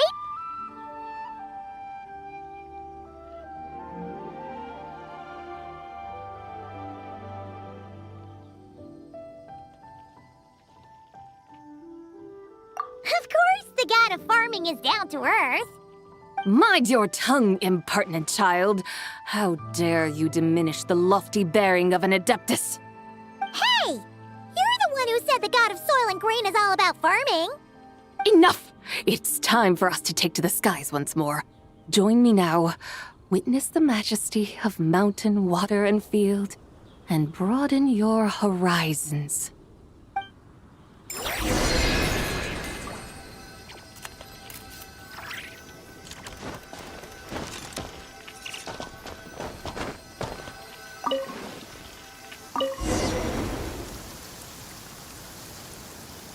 Wow! The terraces look so pretty from up here. The mountains tower like pagodas, the hills coiling at their feet like shells. Layers built upon layers, rising and falling in harmony. A truly unique and mesmerizing sight. Thinking about it, you have a special connection to this place, you know. A special connection? Yeah! There's a local legend about a white horse leaping from a pure spring to follow Rex Lapis into battle. Don't you remember? You must have been living in seclusion around here. That does sound somewhat familiar. Oh, and if we keep going up this way, we'll reach a super duper spooky spot. You might have a connection to that place too. There's an ancient array that seals away the remains of a fallen god. A god's remains? Yeah, the people of Liyue turned that story into an opera called The Sanctification of Tao Do. Does that ring any bells? Tao Do. Huh. The 7 and 8 gates array. That's right, that's right! You do remember! Buna, the god of the underworld, who could pacify the forces of life and death. Huh? So, Tao Do had another name? Let's go take a look.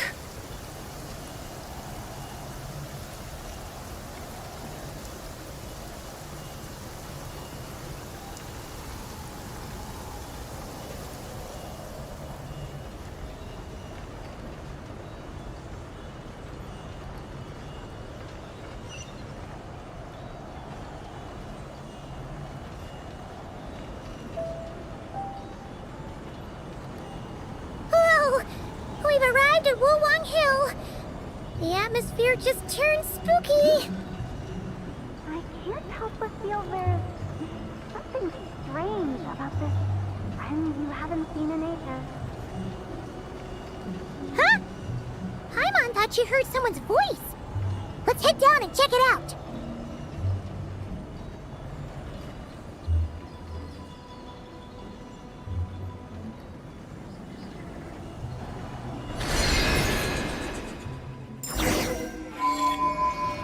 I can't help but feel there's something strange about this friend you haven't seen in ages. Strange? Whatever do you mean? Her strangeness defies description. This Miss Zabai is a full-blown... Ask for directions. And then what? She will meet strangers in unfamiliar lands, build friendships, part ways. Hers will be a long journey indeed. The further the journey, the more footprints one leaves behind. The deeper those footprints, the harder it is for time to erase them. Ah, so you want her to make new friends. I see. But from what you say, it sounds as though she's not from Liyue. I believe she was not, but perhaps she will be. You're sounding stranger by the second. Huh. Oh, over there. Oh, look who's here. Hu Tao! Zhangli! What are you doing here? Traveler, Paimon, fancy meeting in a place like this. Oh my, and Miss Zabai too. Sounds like fate to me. We were taking Zabai to buy some tea from Yulong Wharf. Zhangli sent her there, though she didn't even know the way, and... Oh, drat! We forgot the tea! Oh, Paimon knew we were forgetting something!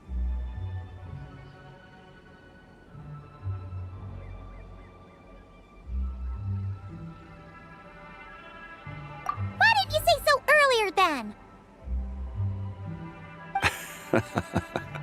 What's done is done. There's no need to dwell on it. Fresh tea grows with each passing year. Let fate deliver it as it wills. Exactly. You can get tea wherever you go. You're hardly running low now, are you? Paimon feels a lot better now that you've said that. Still, I'm a little confused. If you were buying tea, how did you end up all the way out here? We're taking Zabai on a sightseeing tour. We started at Liyue Harbor, stopped in at Yulong Wharf, went sightseeing around Xiaoying Village, made our way to Qingce Village, and now we're here. Wow, that is quite the itinerary. Yeah, actually, Paimon thinks it's about time we headed back.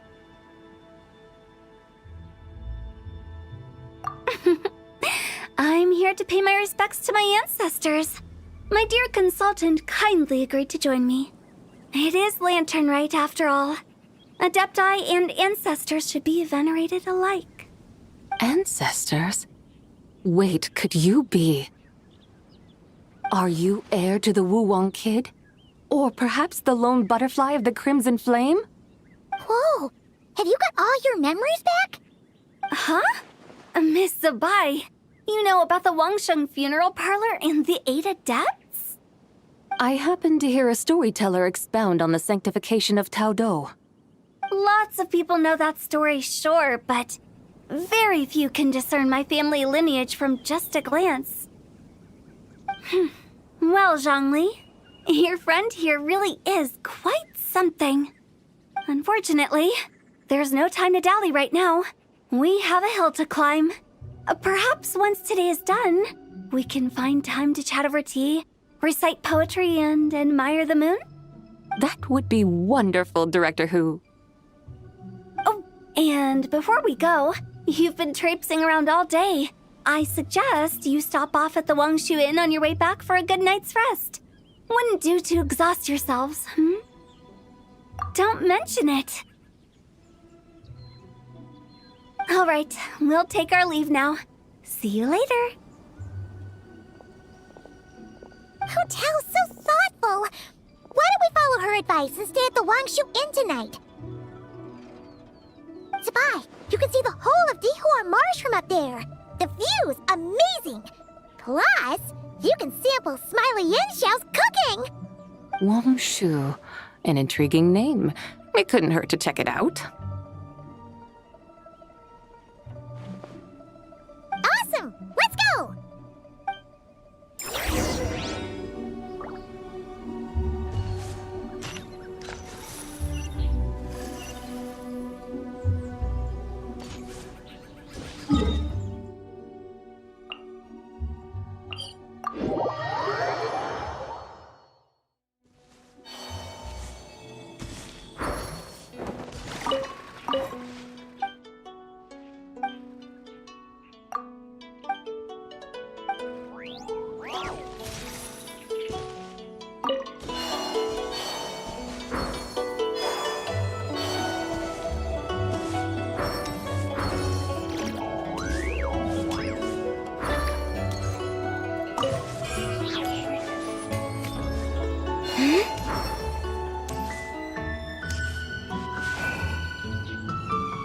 Is that towering structure Wangshu Inn?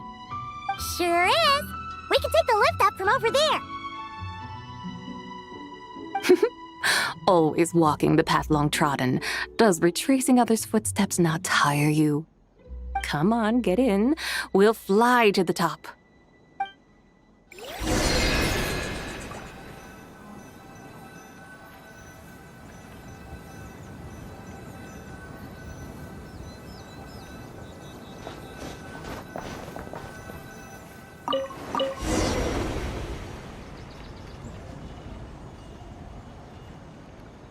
Are we really going to fly up to Wangshu Inn? Isn't that a bit showy? All the guests are going to see us. Is that a bad thing? To be able to witness an Adeptus. This will surely add to the inn's appeal, not to mention the room prices. The owner will thank us.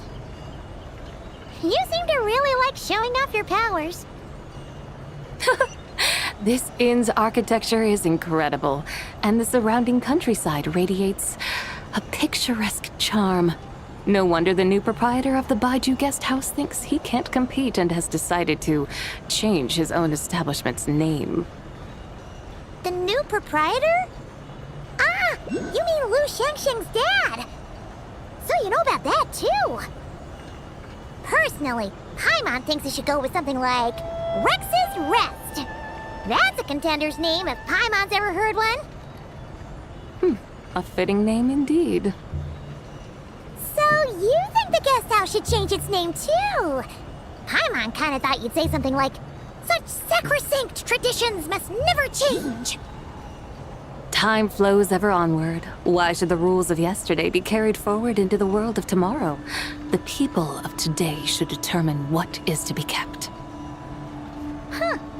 You're not as old-fashioned and stuffy as Paimon thought.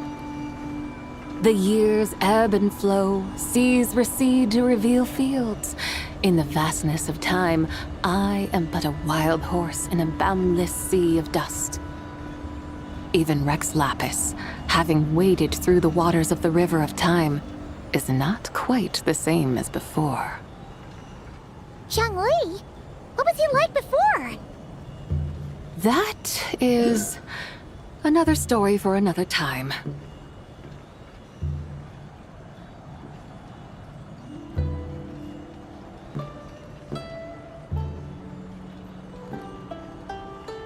We have arrived.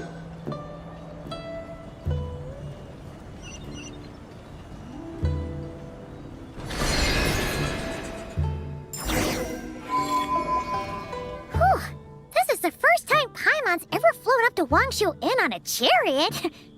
Everything's so different when you're up high. Wangshu. Like moon lanterns and show lanterns. Might it all be a coincidence? What's a coincidence? Do you not know what Wangshu means? Wangshu can refer to the moon, but its original meaning is actually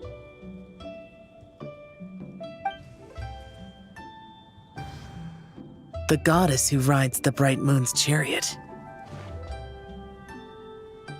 And you must be the conqueror of demons. Xiao! Paimon was wondering if we'd disturbed you by flying down from the sky. Not at all. I sensed an unusual presence long before you arrived, though I didn't expect it to be you in a flying chariot. Ah, a witness at last. I was starting to think we should fly a bit lower. 'Twould be awfully dull if no one ends up marveling at my lofty bearing. No need. This is already showy enough. I'm not one to do good from the shadows, as Rex Lapis is wont to do. Then you must be...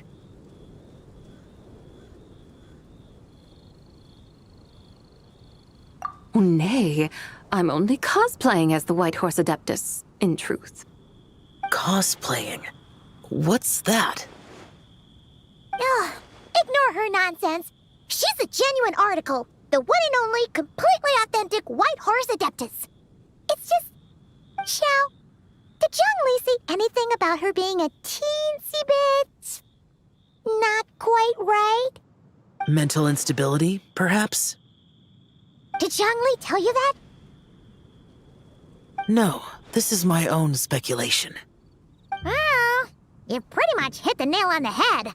It's like her brain's filled with a bunch of slimes right now. All gloopy and messy. There's a hot-tempered pyro slime, a math-obsessed hydro slime, and a mischievous little animo slime. But don't tell her Paimon said that, or she'll come and tell us all off. You white-haired rascal! Do you think I can't hear you? Uh-oh! We're in for it now! White Horse Adeptus. You must be weary from your journey. Why not take a rest? Oh, yes! You must be hungry, right, Sabai? Help me get some food. The chef here is incredible!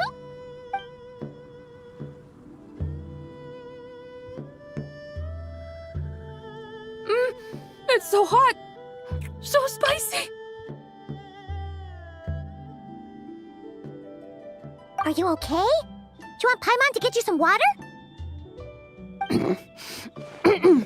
Don't worry about me. I just need to pace myself.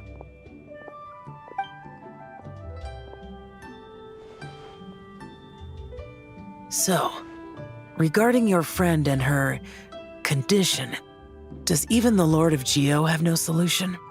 Zhongli said we should wait and she'll get better on her own. But who knows how long that's gonna take. Is that why her personalities change so easily? Paimon thinks that has something to do with her 3 deadly selves. Zhongli told us that the deadly selves are impure, affecting living things that get too close. The White Horse Adeptus's remnant spirit was attached to the deadly selves for a long time. It makes sense that her temperament and memories would have been influenced by them. But Paimon still doesn't really understand what the three deadly selves actually are. Paimon, as you do not practice self-cultivation, I cannot help you fully understand. But you can think of them simply as emotions and desires.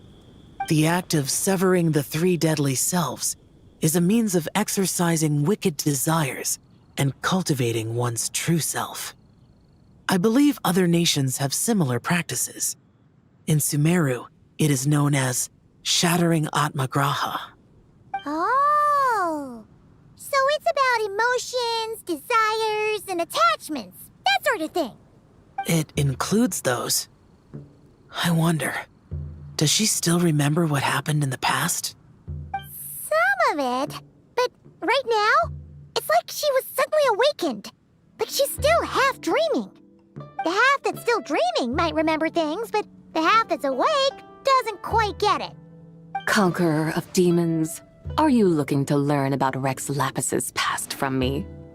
You are an old friend of his, so please, call me by my name. But Conqueror of Demons sounds so much more imposing. In days of yore, he was the Lord of Geo, Heaven's Star. Huh? You said the same thing the day you came back, but what does it mean? I'm afraid I can't remember. Hey, did you really forget? Or are you just pretending so you don't have to tell? Why not ask Rex Lapis himself? Whether I've forgotten might be up for debate, but I am certain he remembers. He must have his reasons for not raising the past, and you likely have similar concerns. I shouldn't have asked. An answer that suits your style, General Elatis. Now that we're on the subject, though, I suddenly remembered something. Which is? In the distant past, there was a feast, which I attended. I faintly recall the Lord of Geo also being present that day. Oh, and then? What happened?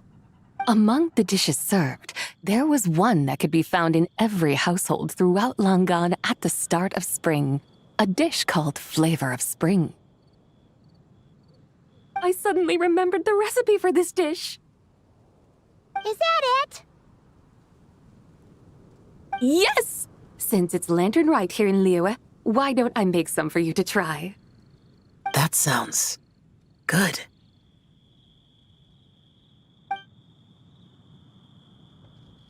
Wow! It might not have been the story Paimon was hoping for, but this looks delicious! The spring breeze stirs. Now is the perfect time to savor this dish. My dutiful guides have gone to great trouble to show me around Liyue. And even the Conqueror of Demons has graced us with his presence. I feel deeply honored. This Flavor of Spring is my way of expressing my gratitude. There's no need for such grand words.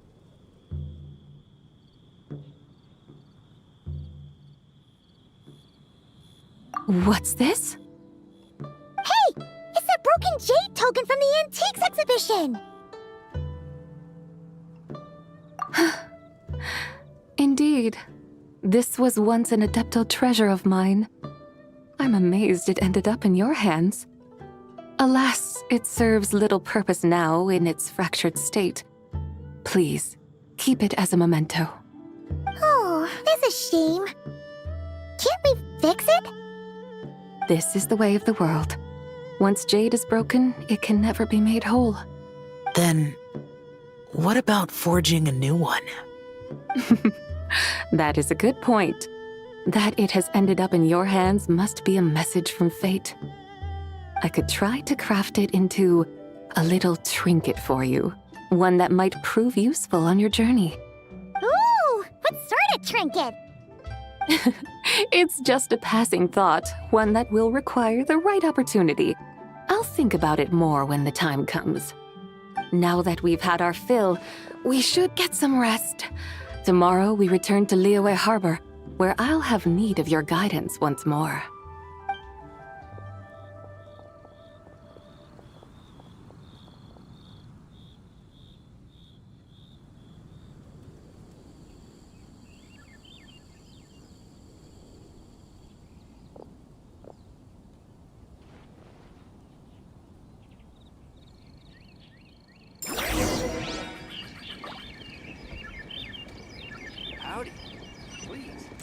Right on in.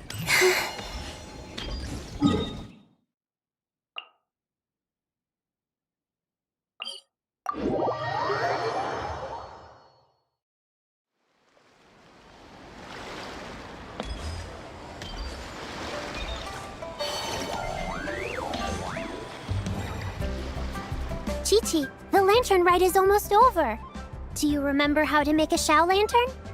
Morning, split bamboo, traveler.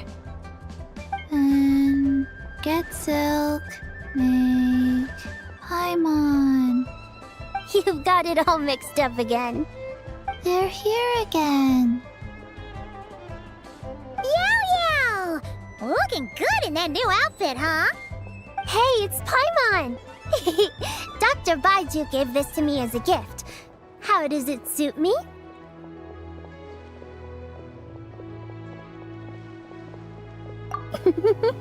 Thank you.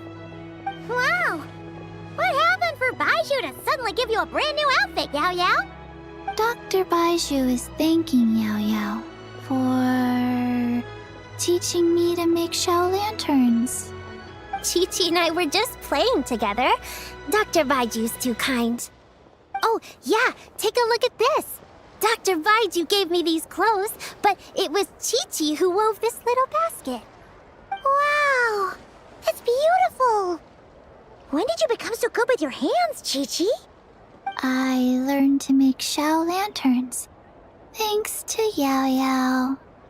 I also made a wish. What do I always say? The White Horse Adeptus answers prayers. Come, help this old man make an offering in thanks. Huh? Mr. Liu? What did you pray for? For my idiot son to finally come to his senses and not change Baiju Guest House's name, which he has. Huh? He's keeping the old name? Listen to this. My granddaughter planted a tea seedling in our village just a few days ago. She made a prayer to the White Horse Adeptus to help it grow. Overnight, her seedling flourished into a mature tea tree. Oh, that sure does sound like a miracle. Could the White Horse Adeptus really have helped it grow? Of course she did. Oh, White Horse Adeptus, how blessed is our family over whom you keep watch. Truly, this is an extraordinary miracle. You must record it in your family history without delay. Of course. Huh? Is that you, Miss Zibai? Indeed. I have a long-term booking at your guest house. Yes, I recall. Mr. Zhongli said to charge your expenses to the Wangsheng funeral parlor, if I remember correctly. That's Zhang Li. Always making trouble for poor Hu Tao. I noticed when you were here last that you bear a striking resemblance to the... Perhaps fate has had a hand in our meeting. And a glad meeting it is, Miss Zibai. Now, why don't I gift you some tea from my garden to celebrate this encounter? We grow Sunghua tea there, and it has quite the reputation throughout Yilong Wharf. I hope you will accept it. Oh! Sunghua, buy 10 boxes, get half off teas, back on the menu. Buy 10 boxes, get half off? Don't be silly. This is a gift. It's free. Woohoo! Nice! Thank you so much, Boss Liu. There's no need to thank me. You're a visitor from out of town, which makes you an honored guest. Make yourself at home.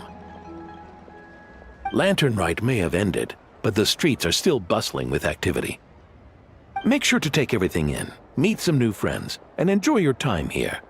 And that goes for you kids as well. Happy Lantern Rite. Got it, Mr. Liu. Happy Lantern Rite. Yeah!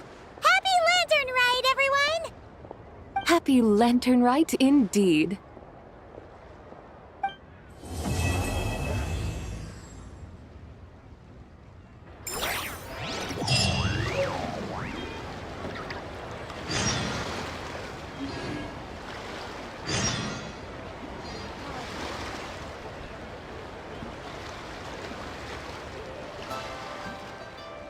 I should have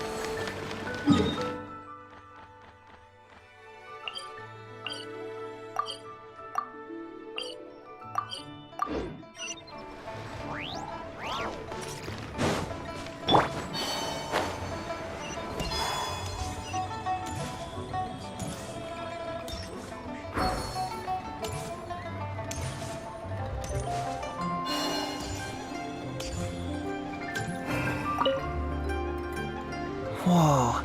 The craftsmanship of these Xiao lanterns is something else. How does Lanyan do it? Oh, hey, Traveler!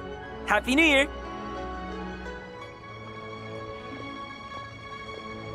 Yup. Took me ages, but this one's turning out pretty decent. I'm gonna paint Manzai on it too. Oh, and I gotta make one for Pops.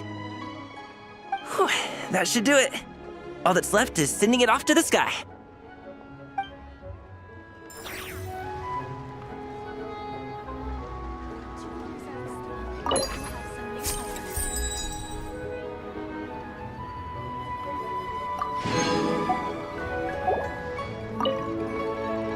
Wow, it's really up there. Next up, happy Lantern Rite to you, too. Hope you have a prosperous new year.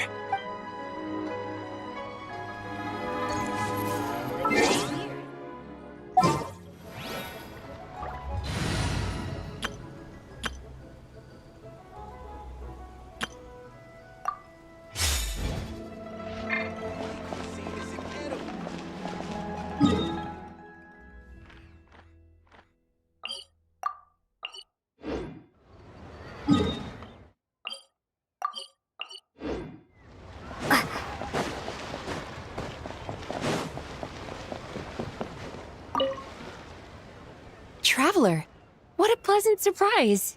Happy Lantern Rite. Ah, I did ask Miss Pingshi to help arrange a commemorative photo shoot. You must be the photographer she had in mind then. Wonderful.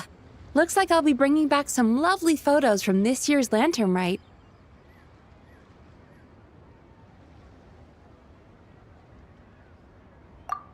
Do you have something to attend to? No problem at all. We can discuss the details once you're free.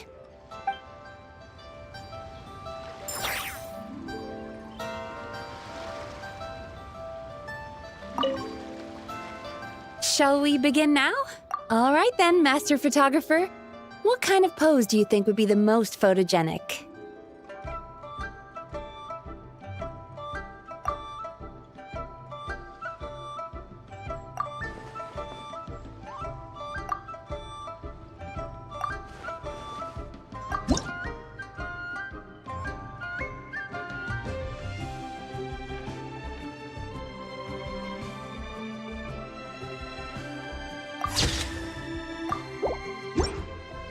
Oh, what a lovely picture. Thank you. I'll keep it safe. I think I'll have it framed and put in the shop. And to you. Nobody in Liyue Harbor is sleeping a wink tonight, are they?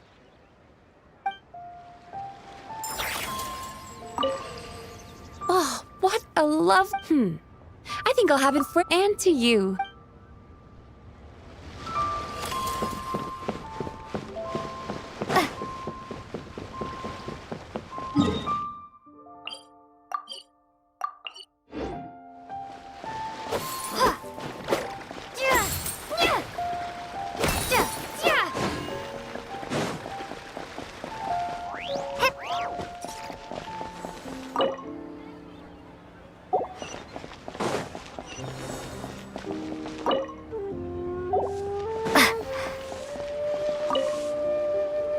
Another one finished.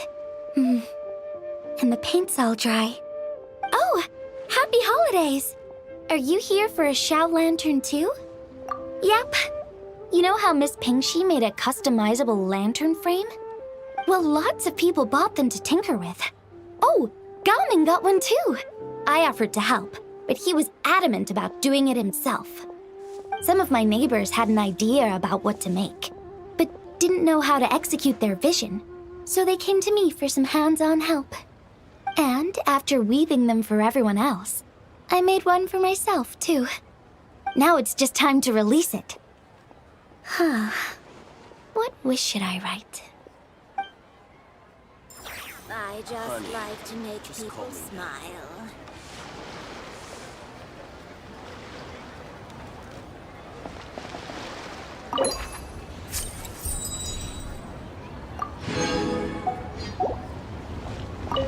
Now I need to deliver the rest of the Xiao Lanterns.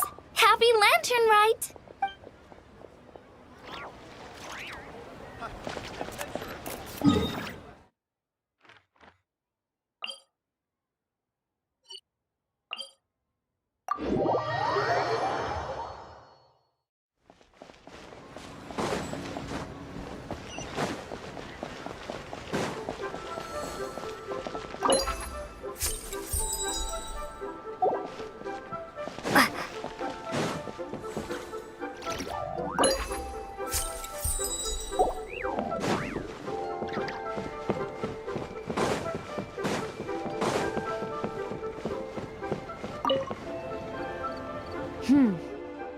To encounter you here amidst Liyue's celebrations is unsurprising. Happy Lantern Rite. Indeed. I submitted the request to Miss Pingxi. Evidently, you are the professional photographer she mentioned. Very well. I trust you will take excellent photographs. Let us begin.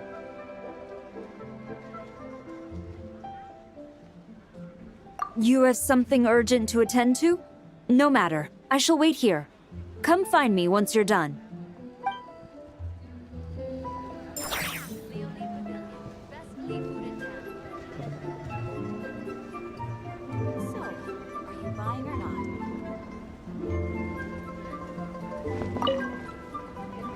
I see you are ready. Let us proceed with the photograph then.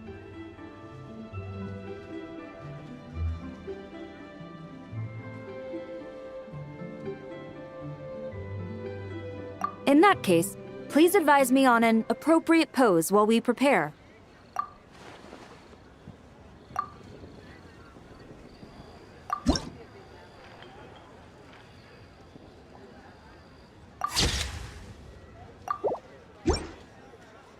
A commendable picture. A perfect memento for the occasion. My thanks. I will treat it as one of my personal effects and take care of it accordingly. Thank you. Happy Lantern Rite to you as well. But if I may ask, does the Millilith always maintain such strict vigilance during Lantern Rite? To maintain such strict discipline even amidst the festivities, I'm impressed.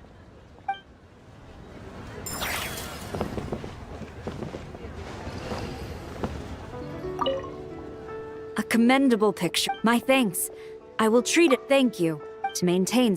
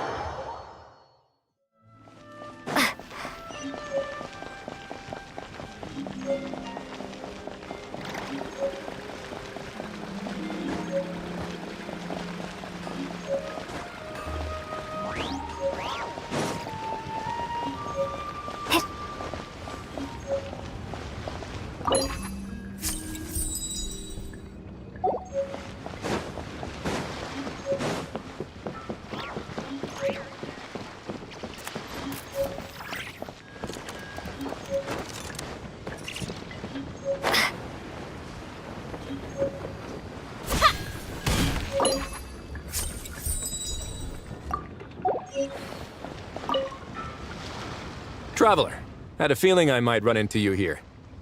Allow me to extend a traditional Liyue greeting. Happy Lantern Rite. Correct. I requested one from Miss Pingxi. Seems she really did secure a professional photographer. Shall we, then?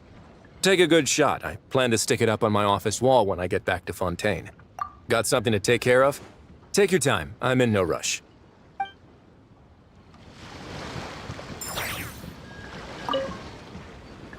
Oh, quick work. Shall we then? Sure. Do I need to strike a pose? Or...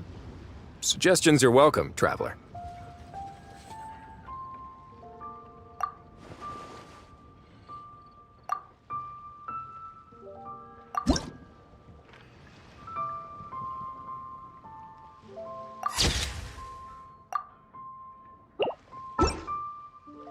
Let's see. Not bad. Pretty standard shot. If you look at it from the neck up, it could even pass for a mugshot. I'll be keeping this. Really appreciate the help.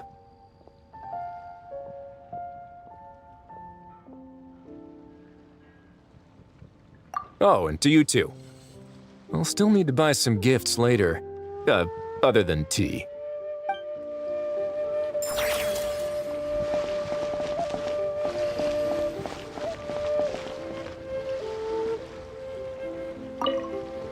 Let's see. I'll be keeping this. Really appreciate the help. Oh, and to you too.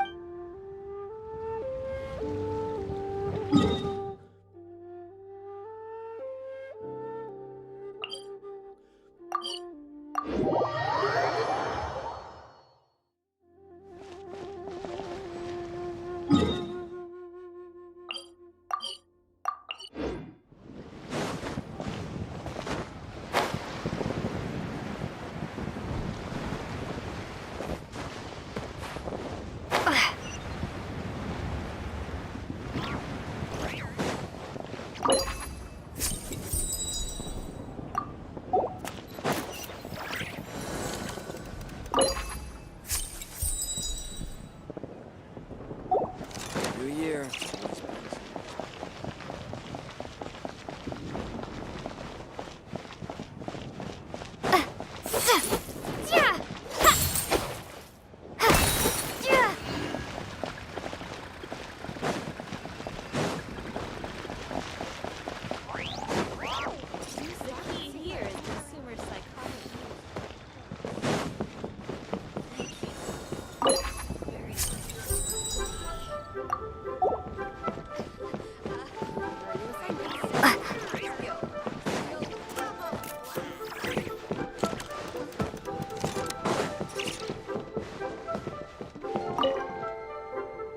If you make a lantern like this and release it, will the wish really come true? Oh, you're in Liyue too? Happy Lantern, right? Yeah, my advisor sent me. She said participating in folk festivals might help spark some inspiration for my research. But I work on star charts. I'm still not sure what that has to do with holidays like this. But she had already bought me a ticket and escorted me onto the boat before I even had a chance to ask. As soon as I got off the boat, a lady stopped and offered me a free shadow lantern frame. She said releasing one would bring good luck for the entire year. I'm not sure I need a whole year of luck, but a little bit when it's time to submit my thesis wouldn't hurt. So I followed her instructions and made one.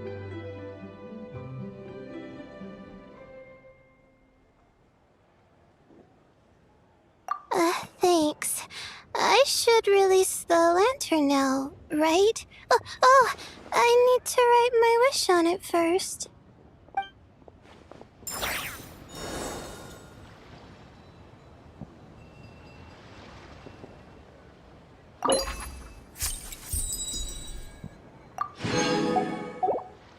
Finally. Please let me pass. Please let me pass. Please let me pass. Huh? Oh, yep. A happy lantern, right?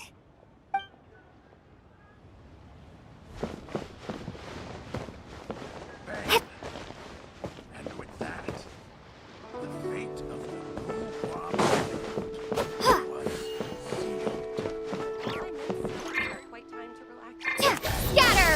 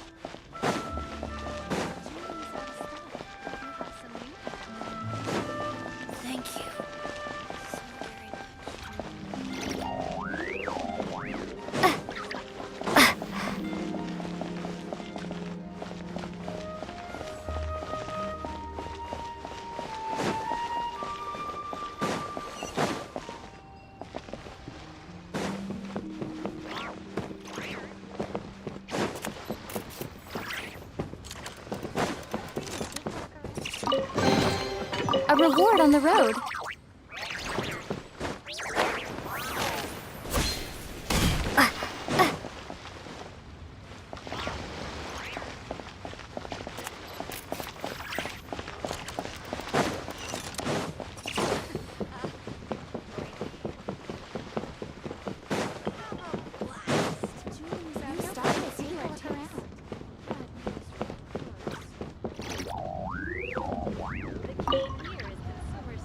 Traveler? Happy holidays! It's been some time since we last spoke. Huh, you could say that. I had already planned to come to Liyue to research floral essences, so when I heard there was a merchant ship heading here, I decided to join them. I had no idea I'd arrive just in time for Lantern Rite. In deference to the season, I've decided to put all work aside and simply enjoy myself. I even asked a young lady to teach me to craft Xiao lanterns. In fact, I was just about to release it.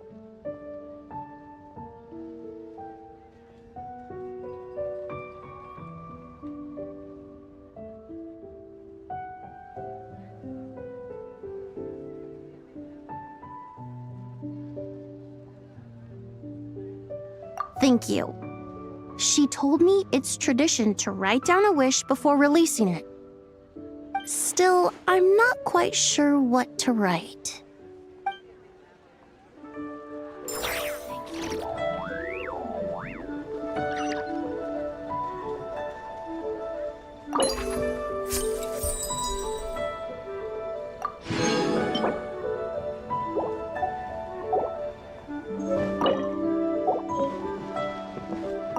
The Lantern Rite Festival is more magnificent than I ever imagined.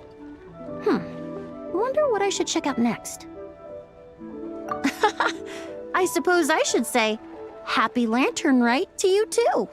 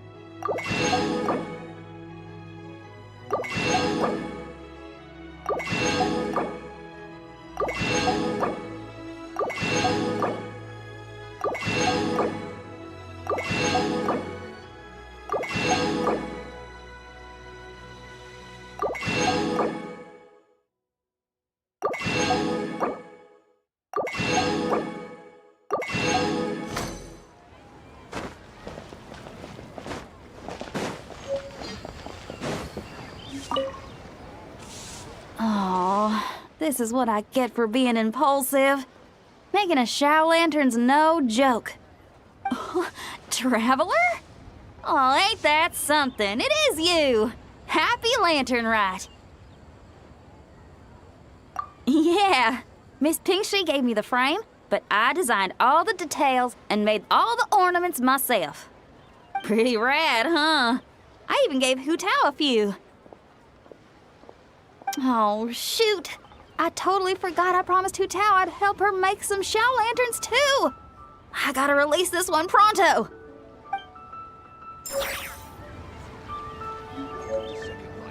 Satisfaction guaranteed.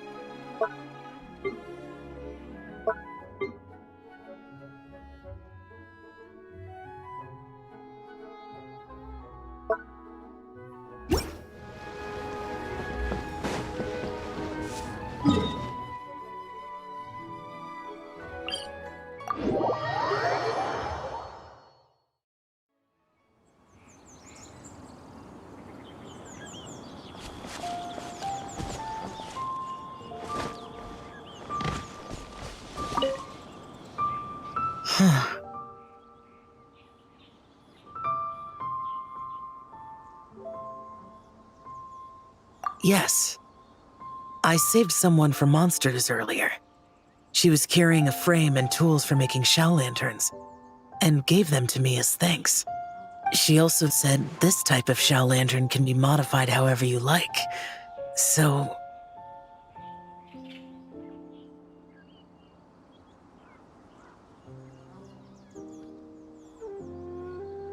Yes, well, I tried my best. I suppose the next step is releasing the shell lantern.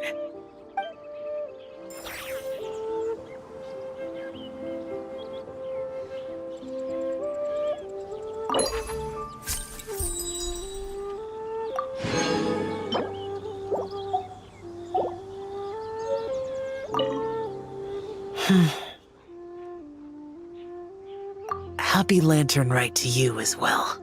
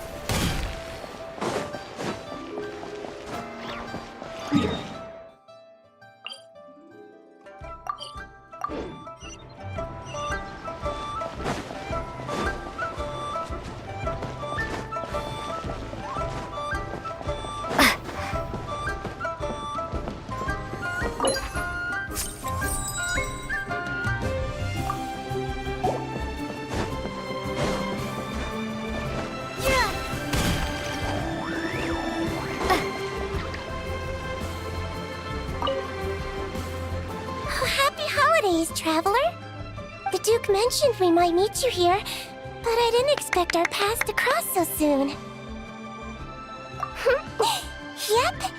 He invited me to experience Liu's lantern rite with him, and also to finally use up all the vacation days I never got around to taking. We met a very kind lady at the harbor who said that if we'd like, she could arrange for a professional photographer to take our picture as a keepsake.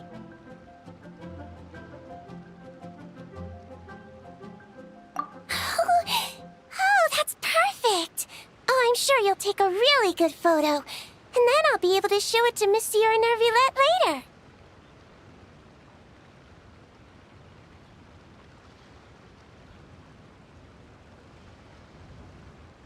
Oh, something came up? That's fine. I'll take a stroll nearby. Come find me once you're ready.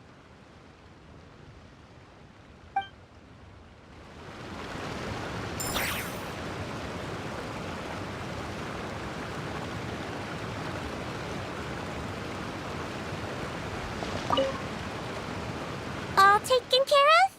Then let's take that picture now. Sure.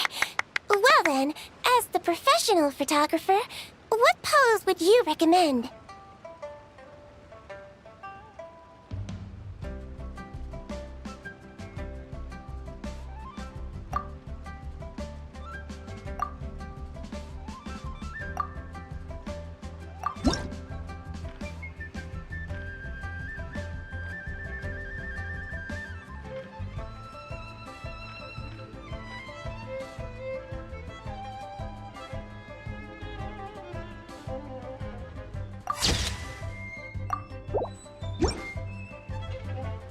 done. May I look? My expression looks great! Oh, it really is a lovely photo. I'll keep it close and treasure it. Bye! Have a wonderful lantern rite!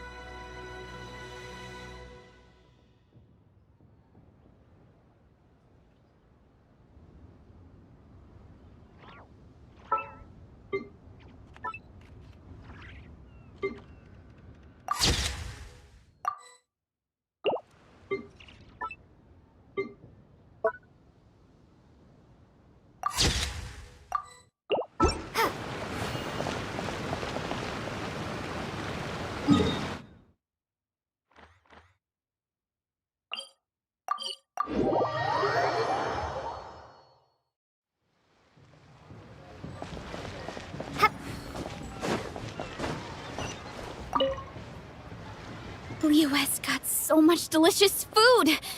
What should I eat next? Oh, how about boiled fish? No, wait. I need to take a picture for everyone back at the tribe first. Traveler? Oh, wow. So you're the pro photographer that lady was talking about?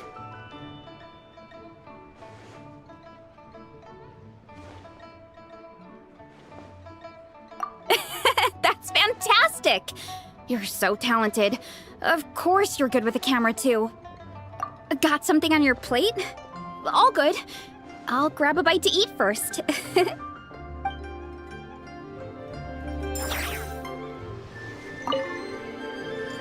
You're back. I just finished eating. Let's take those photos. Sure. I want to strike a cool pose. But what if it looks weird in the picture? Any advice?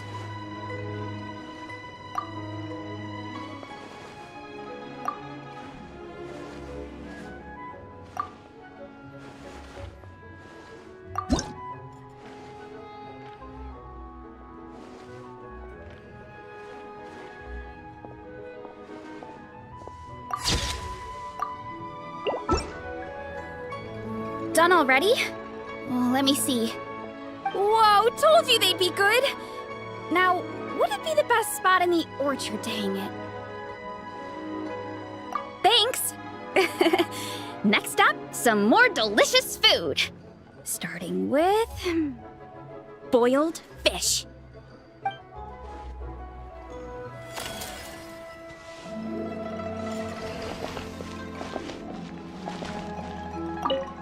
Done already? Well, let me see. Whoa, told you they'd be good! Now, would it be the best spot in the orchard to hang it? Thanks! Next up, some more delicious food. Starting with... boiled fish.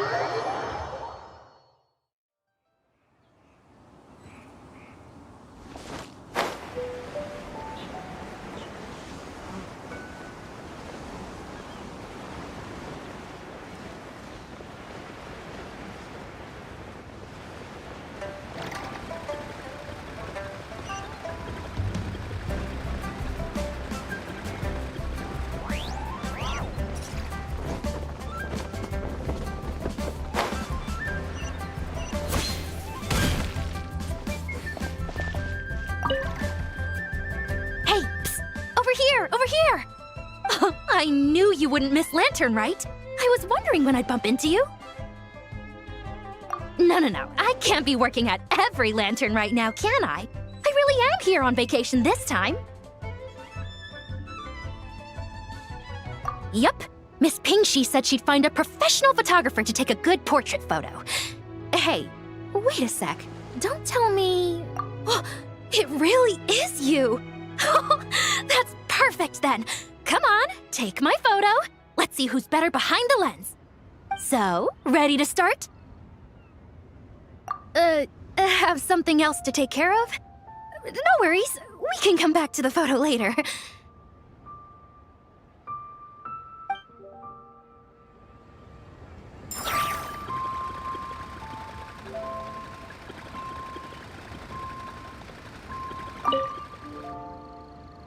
All set?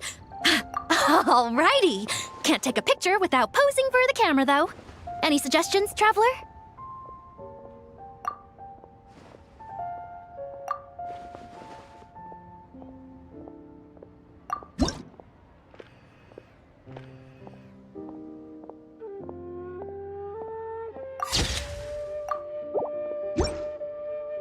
Done?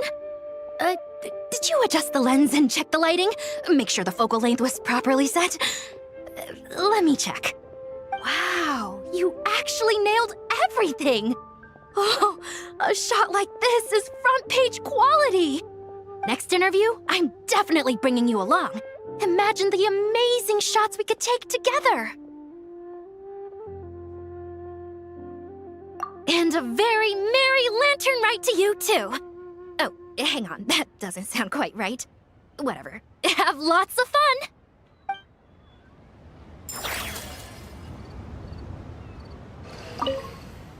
Done?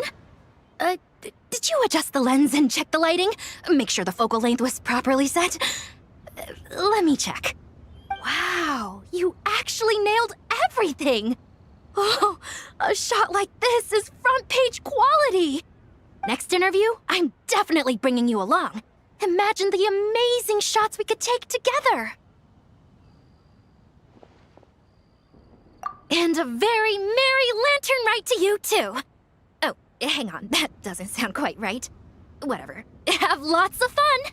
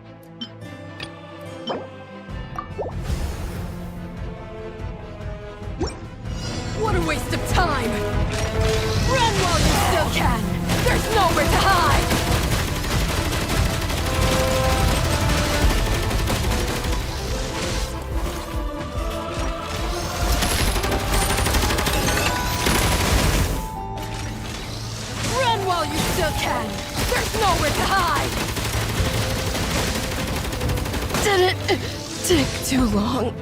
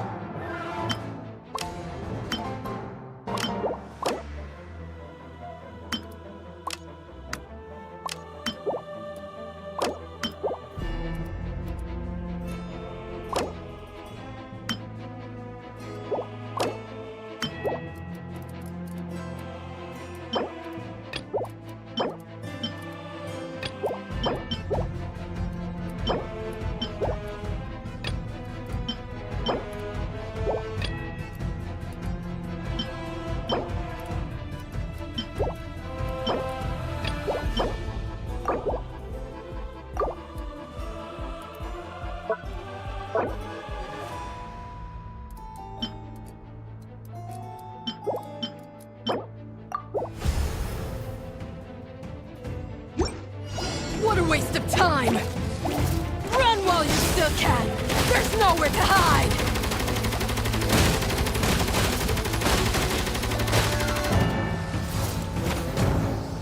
Run while you still can! There's nowhere to hide! Did it take too long?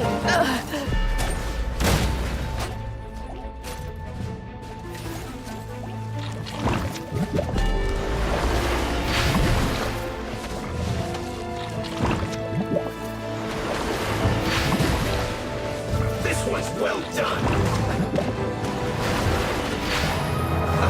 Let's move.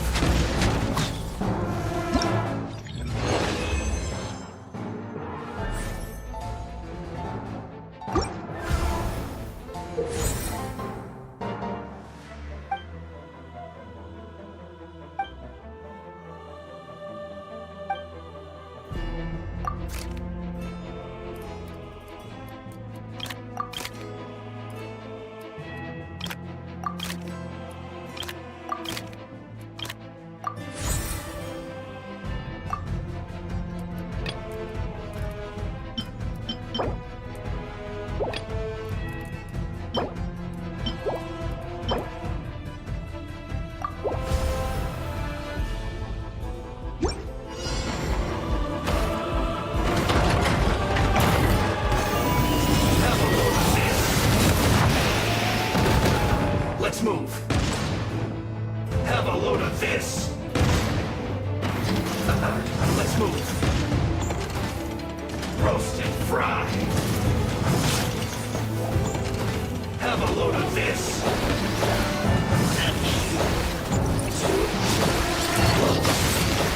Going somewhere?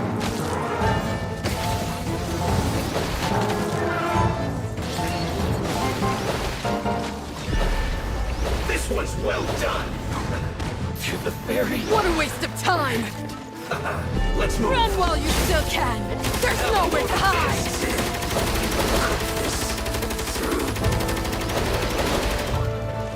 Roast and fry. Run while you still can!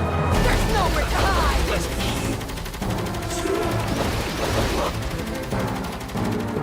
Did it take too long?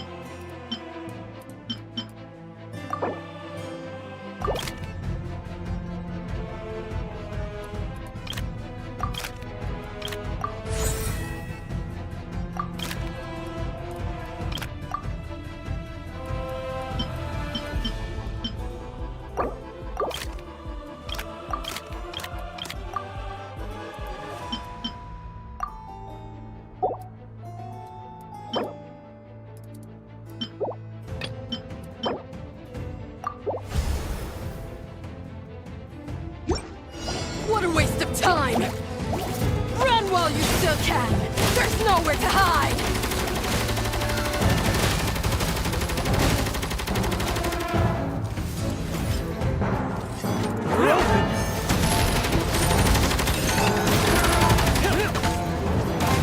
Run while you still can! There's nowhere to hide!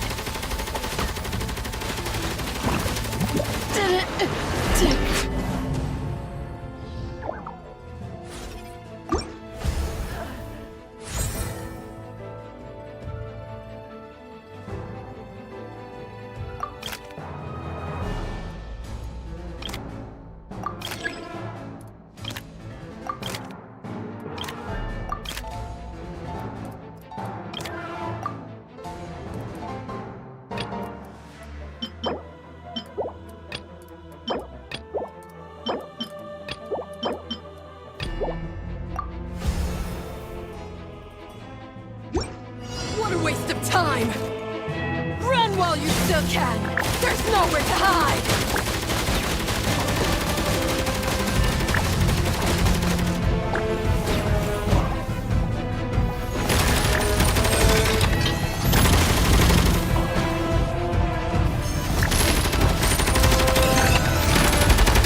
Did it take too long? Flash frost.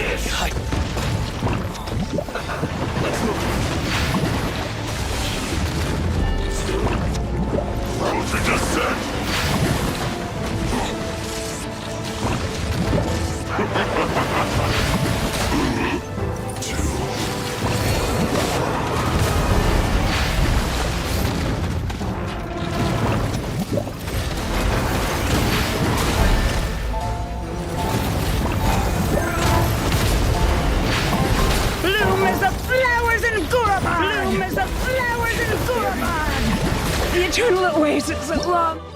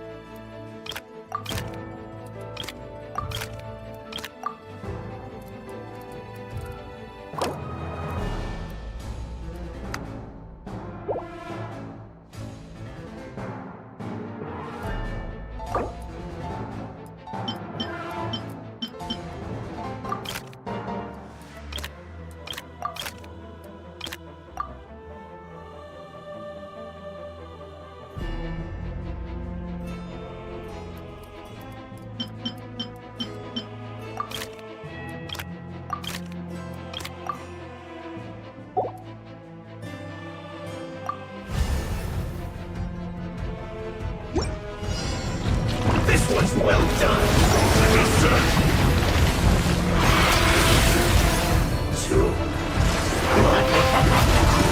Use the force, officer.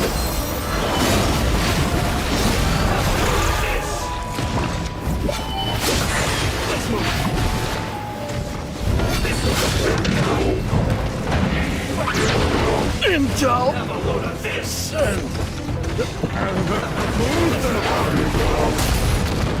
roast and fried.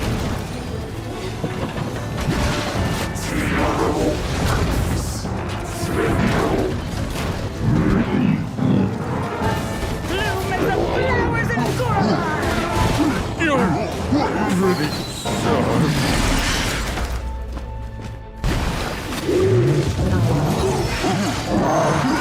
Bloom as the flowers in Gorla! The eternal oasis of long love!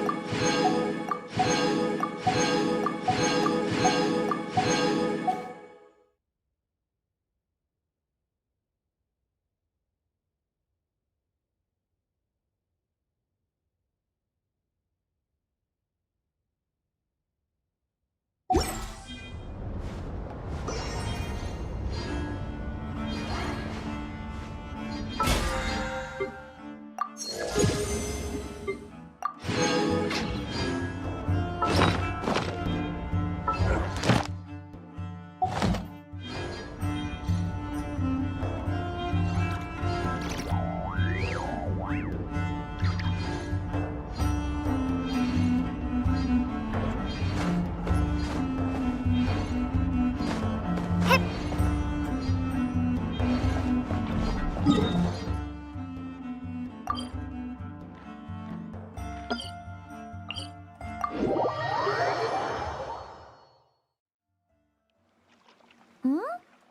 What are you looking at? Huh? What's he doing here all alone? Is he looking for the damselette? It kinda seems like something scared him. Come on, let's bring him inside with us.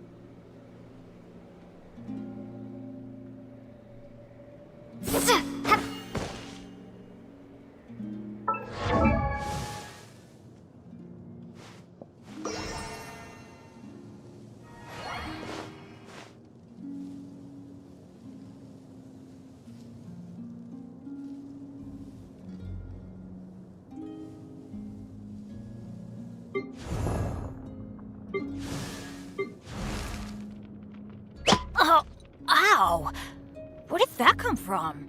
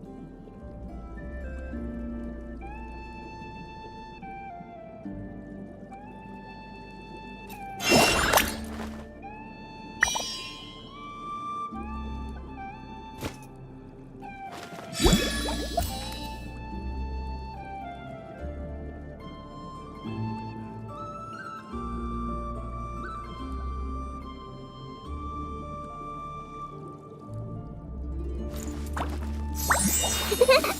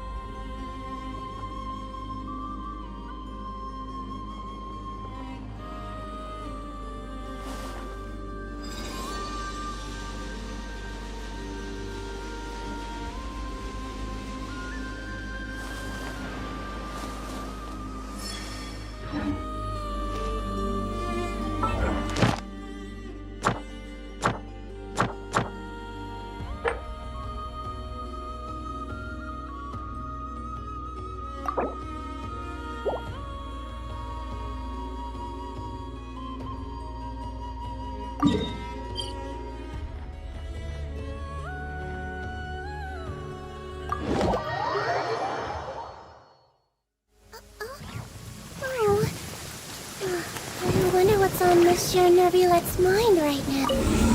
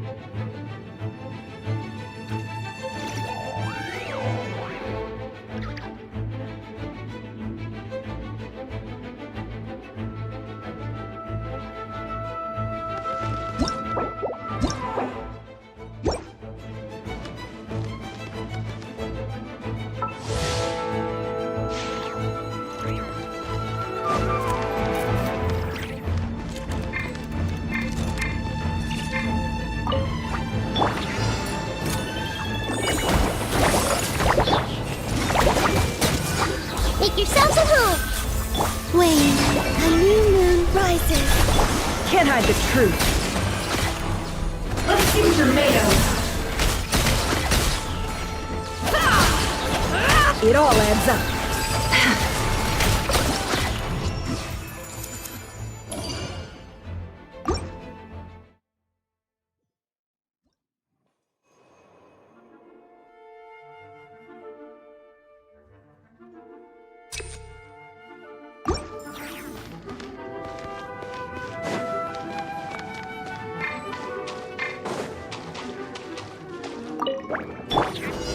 Let's go. Whoa, a moonlit night for all. I see everything. The Temple of Wisdom. Can't hide the truth. Time to come clean. It all adds up. Can't hide the truth. Time to come clean. Let's see. Sharing my knowledge. A new moon rises. It all adds up.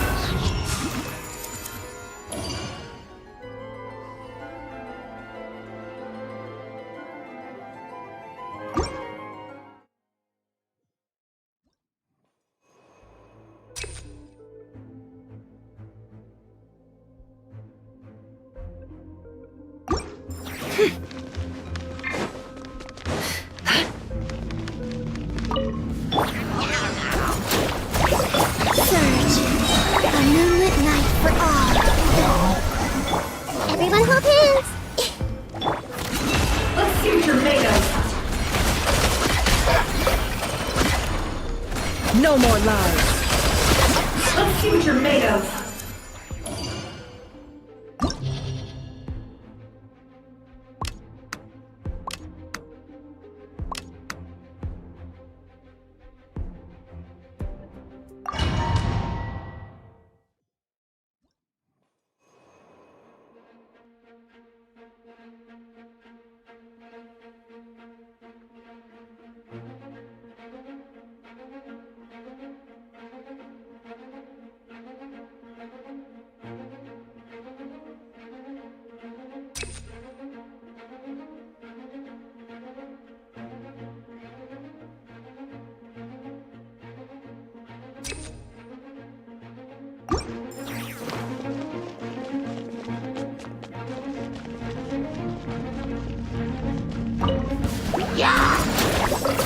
Wayne, 3 moons converge. The Temple of Wisdom. Can't hide the truth.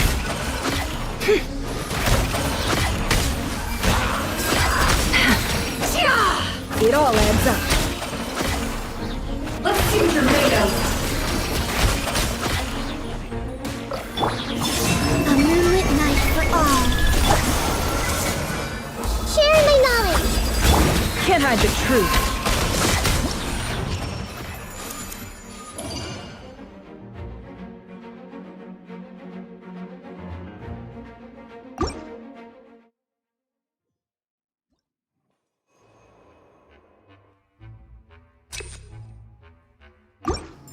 Whew!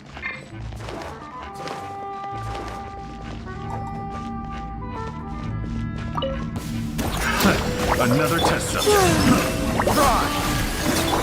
Hey! Converge. It all adds up. Another test suffocate. Let's see what you're made of. No more lies. Test subject. Another test subject. The mystery unravels. Surge. A moonlit night forgotten. The Temple of Wisdom. Can't hide the truth. Let's see what you're made of. Test subject.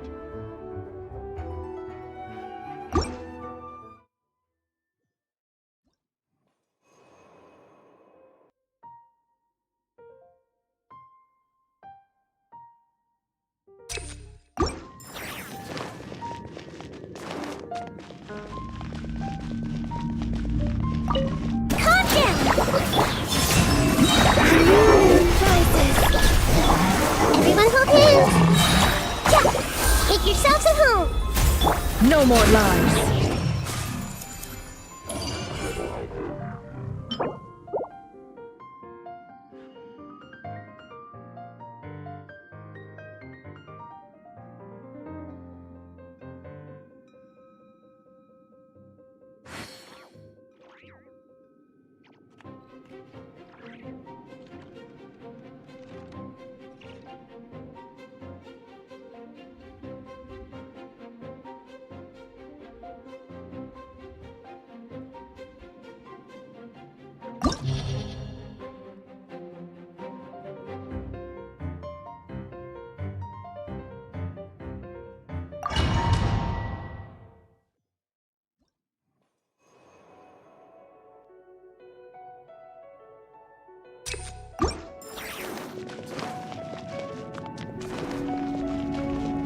Don't slip and fall.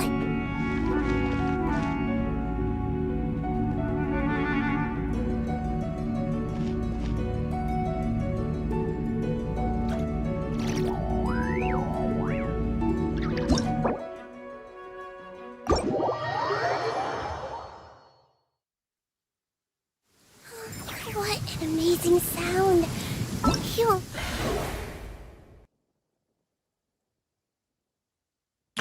Everything's ready. Let's go. Hello, nice to meet you. My name is Xiangling. I'm a chef from Liyue. Everything's ready. Let's go.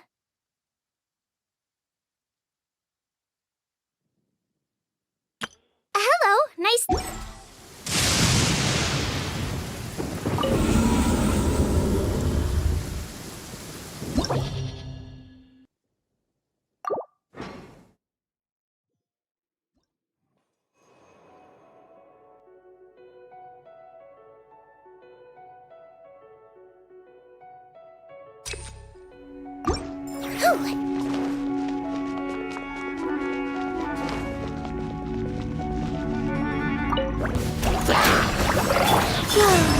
Humans converge.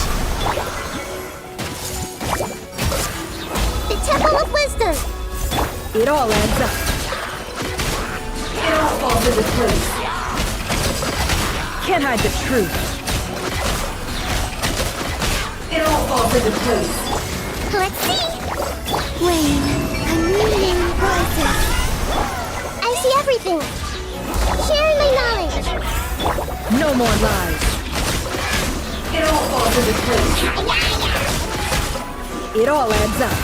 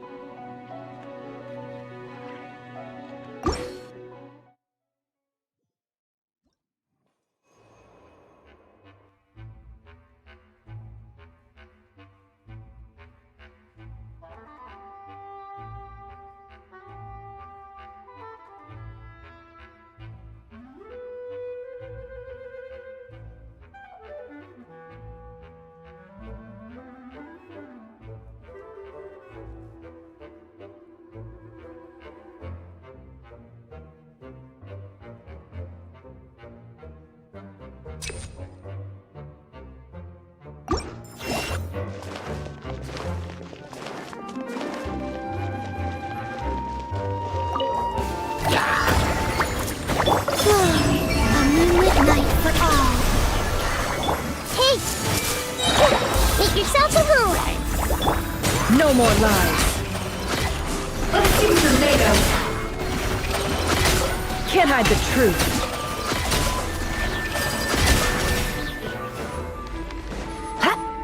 It all falls into place.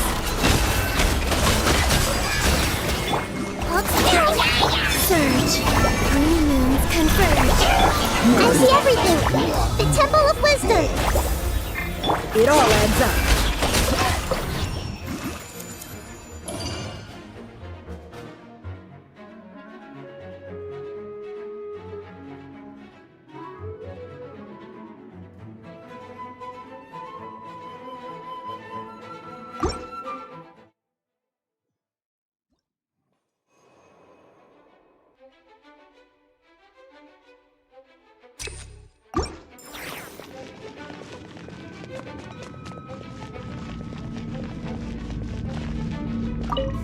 Wibbly wobbly!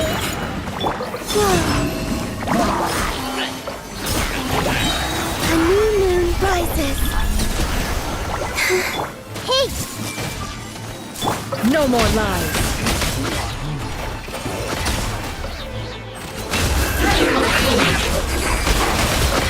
It all falls into place.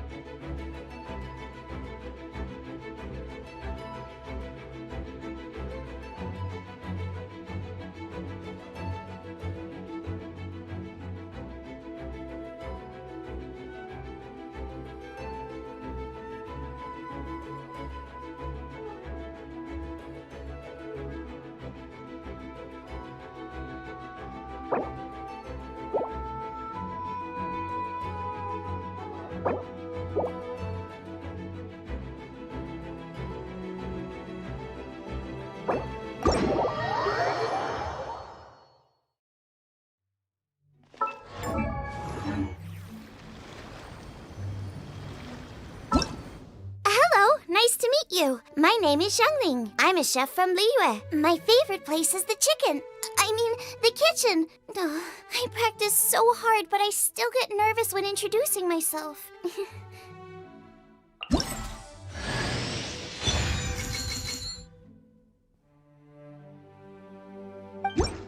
Hello, nice to meet you. Everything's ready. Let's go.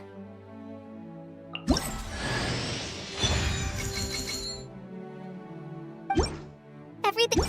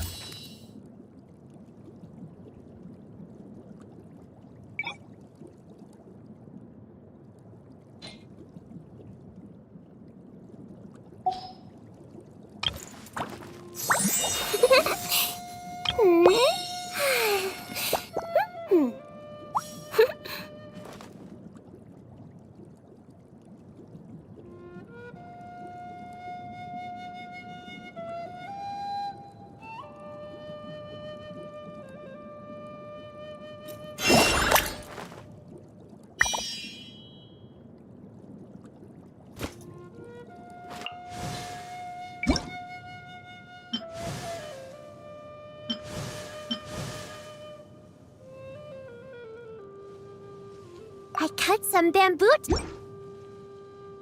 Oh,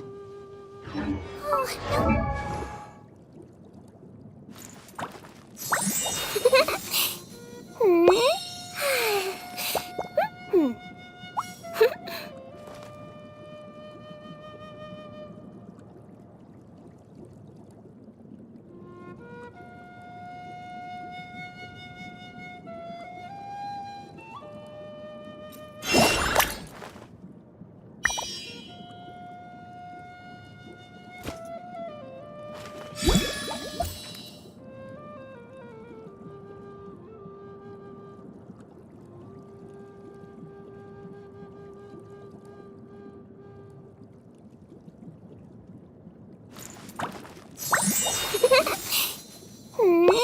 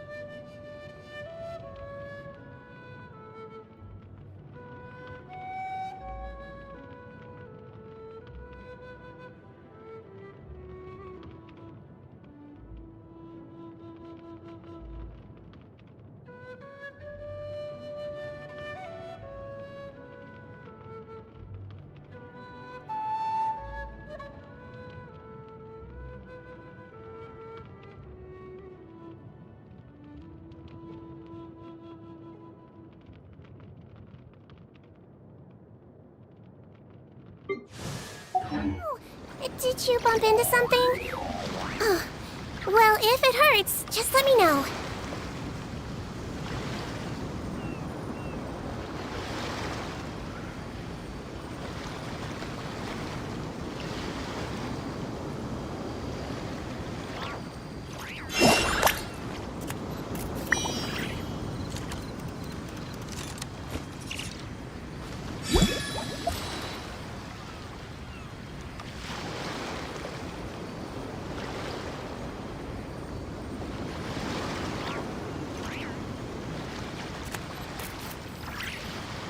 You only get one body, so you gotta take care of it. But it's just as important to take care of your mind.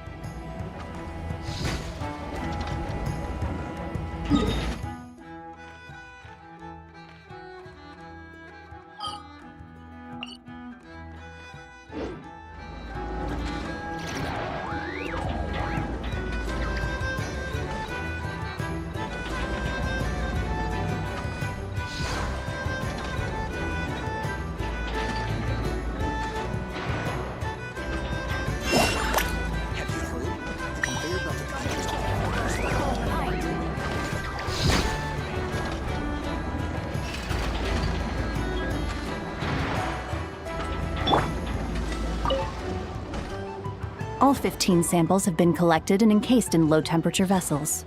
2 layers, 1 metal, 1 ceramic, ready to be shipped tonight. Take them to the Flowerfeather clan via express ship. From there, get them on priority shipping using the courier's Blue Bolt service. Once they reach the northern edge of the Children of Echoes, transfer them to another boat that'll go east and arrive at Elong Wharf through a special customs checkpoint. Speed is of the essence. Got it. A combination of Plan B3 and Plan C2, then. Uh-huh. It's the Traveler. How did you do that? It's like you just appeared right there without even making the slightest noise. Don't be nervous. Just treat her like she's your boss. Interesting timing. Traveler, meet Cyril. She's with us. I'll leave you to it then. Miss Yelan, I'll ensure everything is arranged to your specifications.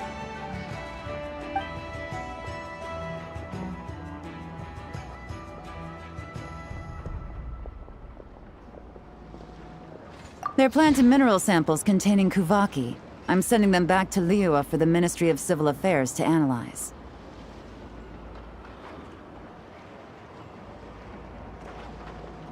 Nothing escapes you. There are also some pictures relating to the Fatui among these samples.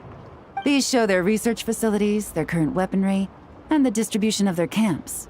Liua is a long way from Nodcry, but it never hurts to be prepared. It's one of the reasons, but I'm also here to purchase some intel from Nefer, boss of the Curatorium of Secrets. Dealing with her always requires a lot of preparation, both mental and financial.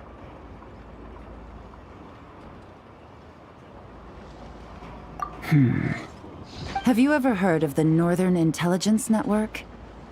It's essentially a forum for intel exchange, a loosely structured organization with no real rules or regulations. But you can find well-connected people from all walks of life there who are willing to trade information, as long as you can pay their price. Nefer currently represents this Northern Intelligence Network, and the Curatorium she operates is its primary point of sale. If intel was all they sold, that would be one thing. But it's said the network has spies planted in every region, and that they're always on the lookout for even more informants.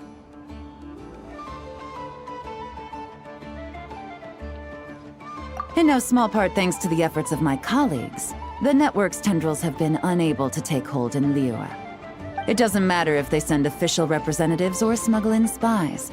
They are met with a polite but firm rejection every time.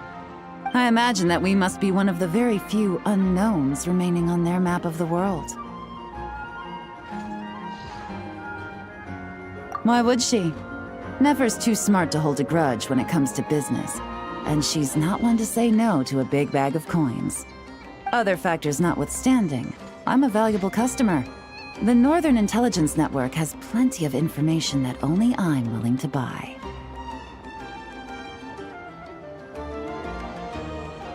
Well done for picking up on my phrasing. You're getting good at finding clues. Up until now, all of my dealings with the network have been of a personal nature. The Ministry has nothing to do with it.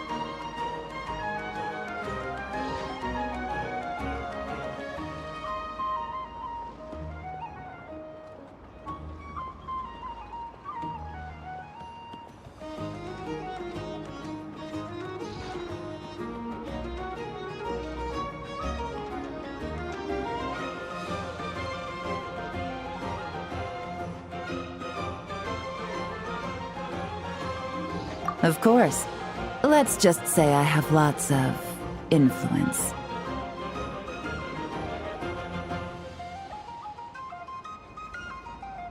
Mora. Lots and lots of Mora. More than enough to influence dear Lady Nefer.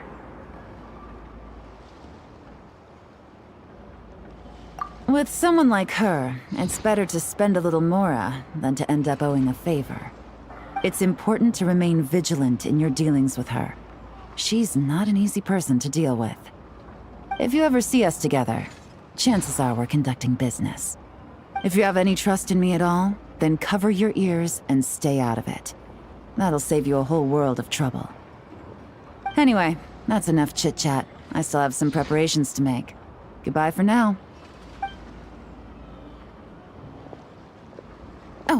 And Traveler, before I go, if you don't mind me saying, you may wish to return to Liyue for a cup of tea. Even if stray winds blow, the mountains of Liyue should shield you while you drink.